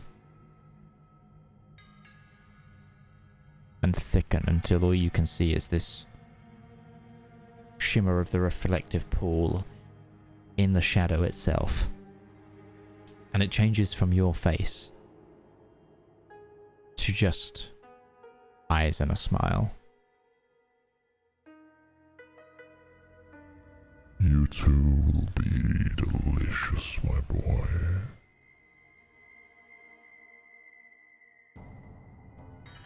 I know it. And as that happens, you are brought back to the existing world around you with, as a like a seedling falls from a tree and splashes into the pond in front of you, disrupting the visage of your face, and now it is just your reflection. Can I reach in and try and take the seed? Yeah, easily. It's only like it's less than a foot deep of water. I don't take the seed. I don't know if it's. Seems to just be a normal seed from the tree. It's almost like nature has ushered on whatever conversation was just passing. I'm just gonna pocket it. Okay, you do so. After Valmir had left from talking with us, I would have kind of checked with Zedaar and to see if like he was good, and then I would have kind of walked off as well. Sure. And I would have intended to try and talk to Valmir because he still seems pretty disturbed about having fallen. Give me a quick investigation check. Oh fuck, .gif.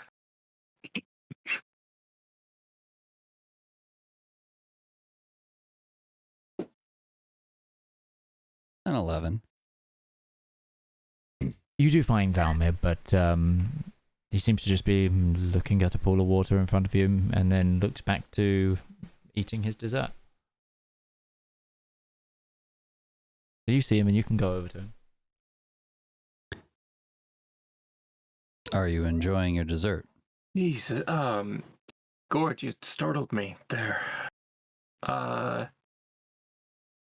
Yeah, no, it's nice. Bit sweet. You're not wrong there. It's a bit sweet, but it's good. What's troubling you? Oh, Gourd.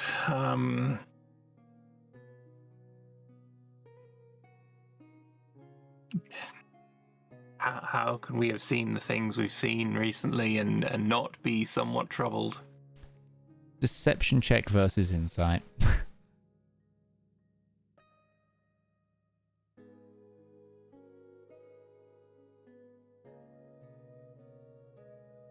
I'm going to use a point of luck. Go for it.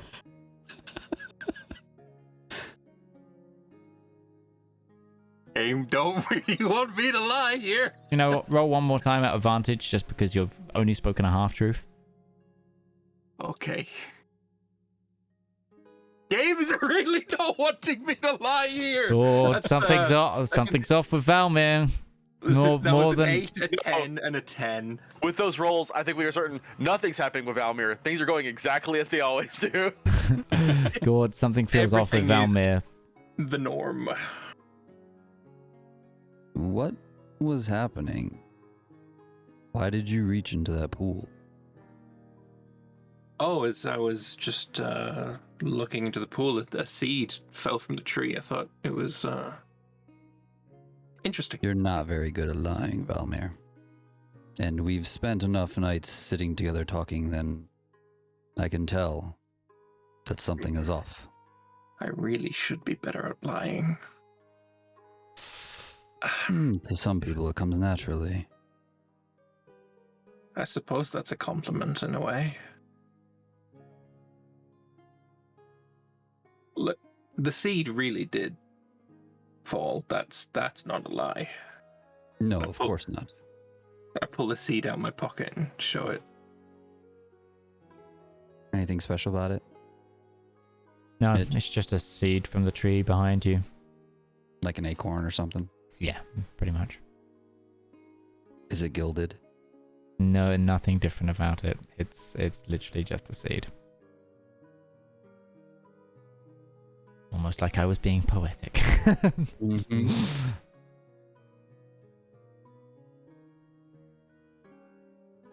What did you see?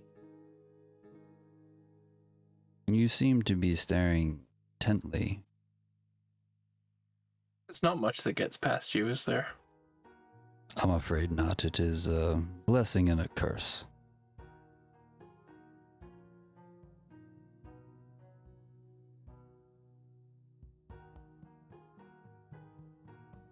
Do you ever have visions of Bahamut? Does he talk to you? I've had visions where it seems that higher powers are talking to me. It seems that lower powers are talking to me.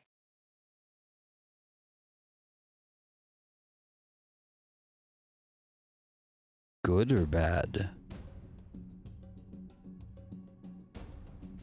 I think that all depends on how one utilizes the gifts they bestow on you.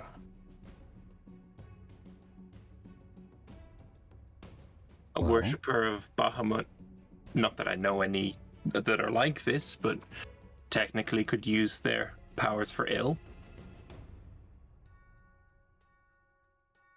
For a time, I would imagine.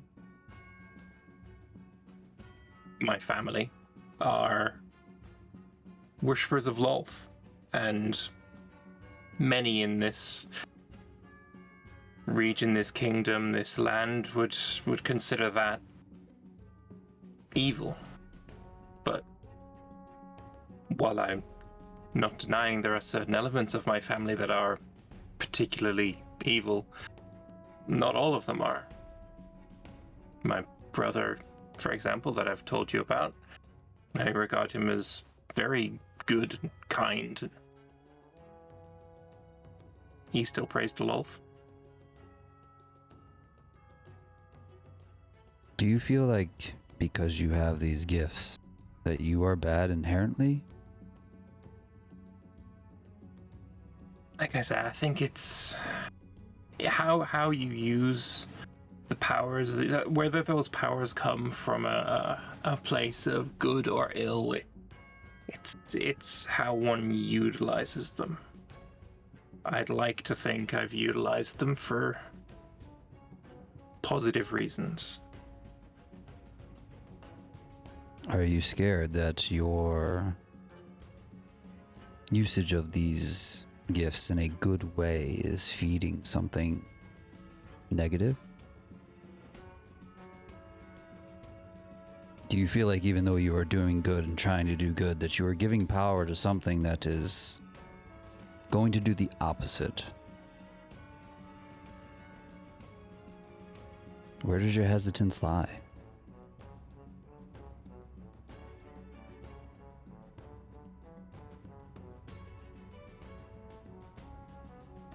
If you say you are using these gifts for good, I mean, aren't you good? Why worry about whether you're bad or not? I don't necessarily worry about me right now being bad. I know myself right now. But I do worry about powers corrupting. And I saw a very frightening example of what can happen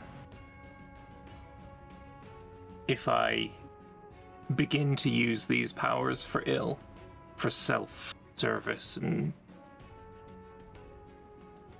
well, he was pretty ugly.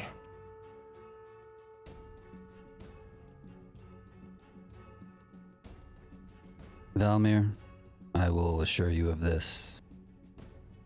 I will not lose a friend, a family member, like we are losing Zedaar.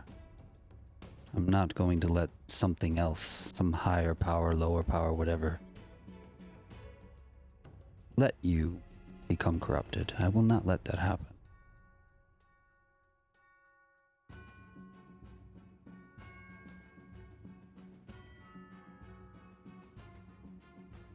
Also a question of motivations, though, as well. One can do good for bad reasons, and one can do bad for good reasons. navigating that is something that takes wisdom, and I'm not sure I'm the wisest person I know.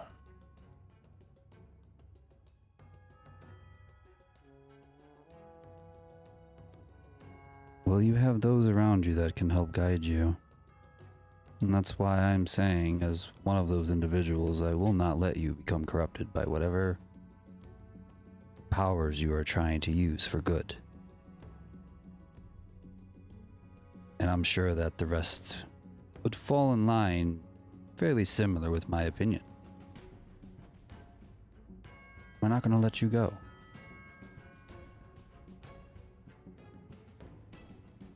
So have a little faith in yourself, and have some faith in your friends that you will not fall into that darkness that your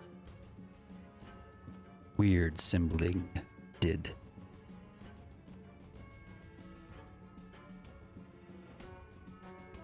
Trust me, if I see you cutting off your lips, there will be a major intervention happening very quickly. Please, he was so ugly. I can't. I have really nice lips. And probably. As that scene comes to a close, that's all we've got time for tonight. So, I apologize, but you guys are just going to have to wait till next week to find out what happens here at the Royal Court as the Skyfire Adventuring Company maybe finally face down Ruby's father and get him for good. And put a neat bow in this plot and this arc. And possibly say goodbye to a close friend. But all we've got time left to do today is to say thank you to those who have been playing. So thank you to Commissar Roach, to Lord Lambert, to Kinda Odder, to DM Opal, to DM Lake, to Mordred Viking, and to Ghibli Jam. I've been Midgeman, and you've been watching the Component Cast. We'll be back tomorrow with our Zweihander show. And until then, friends, we'll see you next time. Bye-bye now. Bye-bye.